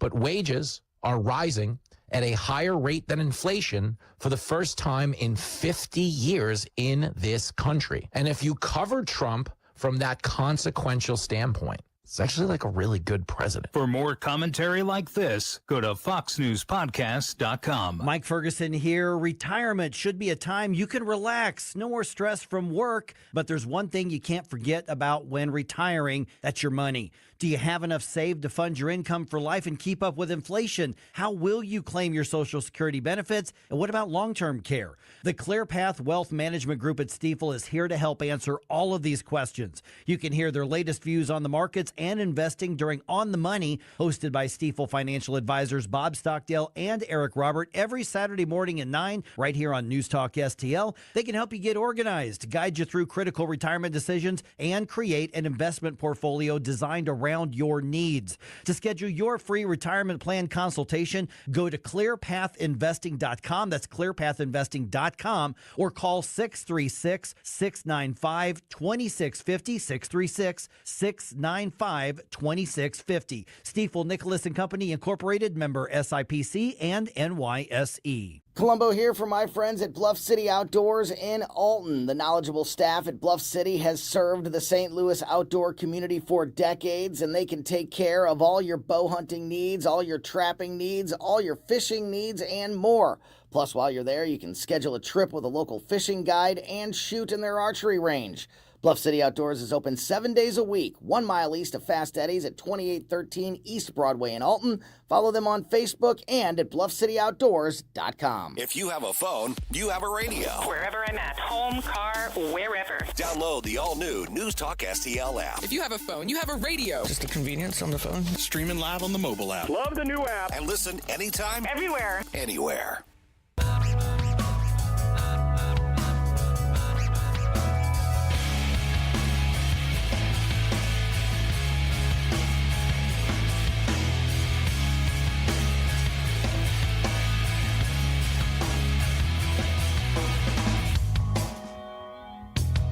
Good morning, Missouri. It's your boy, Joe Pags. I'll talk to you tonight at 10. But right now, let's get back to Mike Ferguson in the morning.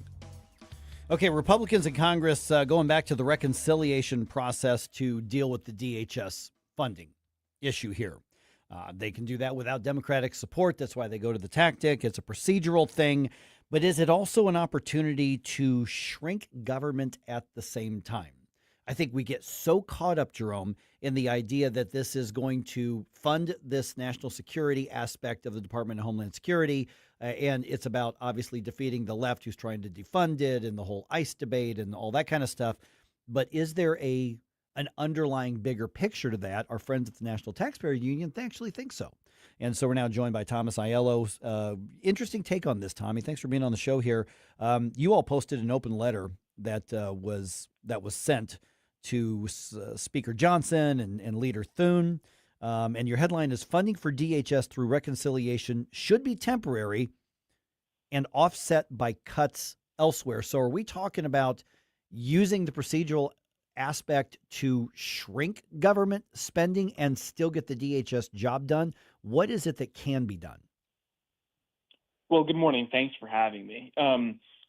Last night, earlier this morning, the Senate passed that first part of the budget resolution to unlock this reconciliation process to bypass the Senate obstruction from the Democrats. Now, the letter we put out on Monday looks to accomplish a couple of things.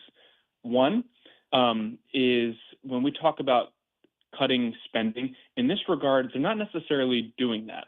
What they're looking to do is fund parts of the Department of Homeland Security for the next 3 years. That creates a really dangerous precedent because it should be an annual appropriation. Every single year, we look at how much money we're taking in, we're looking at the needs of the different departments, and we're funding them at the appropriate levels. What Republicans want to do right now is they sort of want to throw that precedent out the window and fund DHS for the next 3 years. Now, part of that is through this reconciliation process. We want to make sure that if DHS needs more money, there are reductions to the federal budget when the rest of DHS gets open. It's a little wonky, but we want to make sure that the Department of Homeland Security isn't double dipping in these funds. And right now, there's not much attention to that issue, and we could actually double the amount of funding for the Department of Homeland Security. I mean, we kind of understand where the Republicans are going to come from just from a political standpoint to say, these Democrats are trying to defund the whole thing. Why would we do another fight next year and the year after that and the year after that? What I'm hearing you say is, yeah, but that's the way the budgets are supposed to be done, is that we're supposed to be scrutinizing them constantly, even if that makes things tougher. Am I close? No, I think you're exactly right. Look, I think we know the Democrats are going to obstruct any time they possibly can, especially with President Trump in the White House. Now, one thing I would caution Republicans on is we know that's going to happen. We also know if Democrats win the House of Representatives in November and possibly the Senate, that's on the table, it's very possible the Democrats could get hardened in their position. So it's important for Republicans to take appropriate measures now to get around that. Instead of funding DHS for 3 years, and if you're going to do it, make sure it's offset, there's a great bipartisan piece of legislation called the Prevent Government Shutdowns Act. That takes government shutdowns off the table completely and keeps government funds at the current levels, so no spending increases, until Congress can pass a budget. That's a much better alternative. That's just a constant continuing resolution, same spending levels, and it makes sure government stays open, and it really defangs the Democrats from using the government funding process against Republicans and against President Trump. That's a much better alternative to what Republicans are proposing here. Okay, so when you talk about the offsets for the spending for DHS or any increased spending, I mean, that's music to my ears as a fiscal conservative here. Is there any low-hanging fruit where budgets and spending could be cut immediately to make those numbers balance out? I mean, there are. Now, I think what's unique about this budget resolution process is, they set the instructions at spending no more than $140 billion over the next 10 years. Now, that might seem like a very big number, but it's important to keep in mind that they can only spend up to that number. From my conversations on the Hill, it's not going to be anywhere near $140 billion. It'll probably be about half. They just want to give themselves some breathing room to massage the numbers out. Now, when we talk about potential offsets for this package, there's really not much Republicans can do right now, because the way the process of reconciliation works is senators needed to vote yesterday to give instructions to the different committees about how much they can spend and how much they can cut. Now, they only gave instructions to the Judiciary Committee and the Homeland Security Committee, and there's really not many offsets from those two places of jurisdiction to cut. So what we would really like to see is another reconciliation package that actually homes in on a lot of these reforms to waste, fraud, and abuse, and a lot of the reforms to government healthcare programs, which is where so much of this wasted government spending actually takes place. There's so many examples in the Medicare program, for example, where there's fraud in the hospice program. There's hospitals overbilling for services for seniors. If you really look at the Medicare program, you can save hundreds of billions of dollars a year just in cracking down in those areas without sacrificing the important care seniors would actually get from the program. So it's little things like that where we should home in on, and I'm really hopeful that a Republican Congress in another reconciliation package will make that a priority. Because right now, we're just going to be spending money, but it's going to need another package to actually offset it, which is very unfortunate with a Republican majority. Yeah, we're visiting with Tommy Aiello from the National Taxpayers Union. We'll put the contact information and website information out there in just a second. In the last couple of minutes we've got, Tommy, I think that right there is such a massive point, because we are talking hundreds of millions, possibly billions of dollars in actual fraud and in actual waste. And I do think that there's been some proactive efforts on the part of the Trump administration, and I've certainly got my critiques of the Trump administration, but this is an area where they've identified something that everybody should be on board with. Of course, we don't want our tax dollars wasted. Of course, we don't want fraud to happen. Of course, we don't want that. And yet that's become such a massive political argument, which shows you just how entrenched the special interests are, and I'll say it, grifters are. Yeah, I've only been in Washington for 13 years, but I can remember 13 years ago, Democrats actually wanted to work in rooting out waste, fraud, and abuse. And now they just seem to throw their hands up and close their eyes and pretend that it's not happening. I think you're going to see the House of Representatives in particular really, really make this a priority, potentially as soon as next week in some bills that's going to be working their way through the committee process. I don't think this is a conversation that's going away, and I think it's an important conversation that we have, but it's more important that we take action. And, I think when we look at what the Republican majority is doing, they can certainly be doing more, but unfortunately, government is just a little slow sometimes. But I really do think that the Republican majority in the House is going to make this a big priority, and hopefully we can save taxpayers a lot of money with these reforms that they're going to be pushing through. You mean even if it puts children at risk of not being able to access a Leering Center in Minnesota? I mean, when you look at these crazy examples, it really is makes your head spin because, I think, when you see one cockroach, there's many more behind the scenes.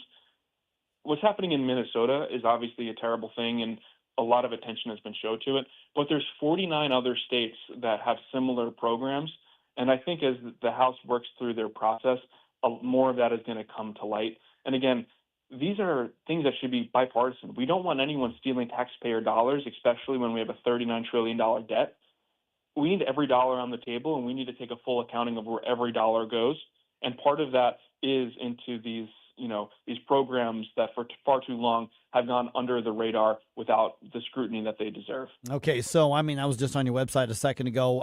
Constant looking at different aspects of taxation and spending and waste and proper role of government. So people want to connect with you. We've already tagged you on our social media, Tommy. Where do they get in touch, either with you individually or the website for the National Taxpayers Union? Well, they can go to our website at, it's ntu.org. We focus in not just on tax and spending issues, but things like healthcare, housing, energy, everything that has a taxpayer impact. And, of course, you can follow us on all the main social medias at NTU. All right. Thanks, Tommy. We'll talk to you again soon. Thank you.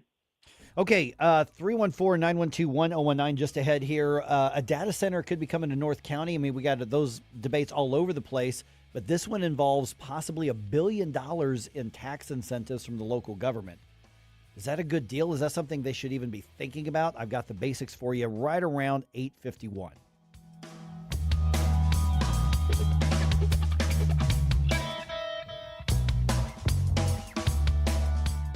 All right, hunters, you know what time it is. It's turkey season, of course. And if you're an outdoorsman, you're an outdoors woman, you know that this is a massive, massive time of the year for outdoorsy types and hunters, especially in northeast Missouri, where turkey hunting is just a way of life here. So when you get your calls, you get your decoys, you get your blinds, you get your ammo, you want to do it from people who live the life. Whistle Pig Outdoors is where you want to go in Troy. Mike Ferguson here for my friends at Whistle Pig, whistlepigoutdoors.com. It's not just that they can equip you and update your decoys and update your blinds and update your gear and your clothes and your waders and all that. It's not just that. It's that Jason and Cole, father and son team who own and run the store, they make sure that it's quality. If they wouldn't hunt in it, if they wouldn't camp in it, then they're not going to have it in their store. And especially if you're hunting with archery, they've got a bow tech right there on site that can hook you up with a beginner to an advanced bow, but also can tweak and can repair and can calibrate what you already have. And he's one of the best around. There's a reason people come to Whistle Pig Outdoors from literally 100 miles around or more, because they know what they're doing. They live the lifestyle, and they're going to make your hunting season a much, much, much better harvest because they know what they're doing. Tap into the expertise there of Jason and Cole and their team. Whistle Pig Outdoors right there on Main Street in Troy. Hey, Tony Colombo here with Tim Jones for our friends Rodney and Jen Wallner, the Wallner home selling team at Berkshire Hathaway, the #1 home selling team in the St. Louis area, and I can say that from firsthand experience. My wife and I were blown away from the results that we saw from working with Rodney and Jen, from selling our old home faster and for more money than we thought possible to finding our family's perfect new home. They over-delivered every step of the way, and right now it's still very much a seller's market. So, Tim, for folks that have been thinking about selling their home, it's a perfect time to call the Wallners. That's right, Tony. And don't forget, they're licensed in both Missouri and Illinois, so no matter where you are in the metro area, you can put St. Louis's #1 home selling team to work for you. The Wallners' experience and work ethic, second to none. And of course, the numbers speak for themselves. The Wallners sell 15 times more homes per year than the typical realtor. Right now, they're working with so many qualified buyers, they'll guarantee to obtain you an offer. If you've been thinking about selling your home, don't wait. Call the Wallners now at 314-810-SOLD. That's 314-810-SOLD for the Wallner Home Selling Team. Witness art come alive at the Augusta Plein Air Art Festival, April 23rd through May 2nd. Over 100 talented artists transform the scenic landscapes of Augusta into breathtaking masterpieces right before your eyes. Explore daily paint-out events at local wineries, historic sites, and the stunning Missouri River Bluffs. And the final day, May 2nd, enjoy the street festival with food trucks, more than 80 artist booths, live music, children's paint experience tent, and more. Learn more at AugustaPleinair.com. On the next Larry Connors USA. The story behind the story when I almost died in a West Texas oil field.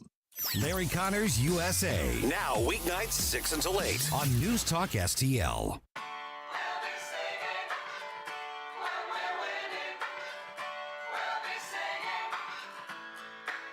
I get knocked down, but I get up again. You're never gonna keep me down. I get knocked down, but I get up again. You're never gonna keep me down. Hi, it's Randy Tobler here. Pour a big cup of coffee and catch my show every Saturday morning from 6 to 9. Right now, it's back to Mike Ferguson in the morning here on News Talk STL. Ugh. That one's for me. I hate that song. I love it. But Jerome likes it, so you'll hear it again. And I love your reaction to it. Oh, man. All right. Okay, so $1 billion incentive deal that would support, among other things, a data center in North County. Is that a good plan? What do you think? I'll give you the basic details here. By the way, the fight over gerrymandering in Virginia, not over just yet. Cardinals getting ready to start a homestand tomorrow. I'll tell you what's going on there. It is 8:51. Let's wrap things up here with one more news dump. The Morning News Dump, brought to you by The Nutrition Stop. Successful dump. Wake up, America. It all worked out. They got all the news. The Morning News Dump. A data center is part of a proposed development in Ferguson, and city officials are thinking about an incentive package to make it happen, and this will not be cheap. Not for the developer and possibly not for the taxpayers. Is it worth it? KMOV's Morgan Harris explained in this report that she posted last night. Developing now, leaders in Ferguson are preparing to debate a set of tax incentives that could help bring major changes to the former Emerson campus. Tomorrow, a city council meeting is taking place for a second reading on a bill that could grant over $1 billion in tax breaks to a developer who is looking to turn the space into a tech hub and a data center. This comes after the plan passed a first reading earlier this week. Now, some residents have shared concerns about those possible tax breaks. Okay, so she filed that last night. So when she's talking about that meeting tomorrow, that's actually today, and that meeting starts at 7 o'clock.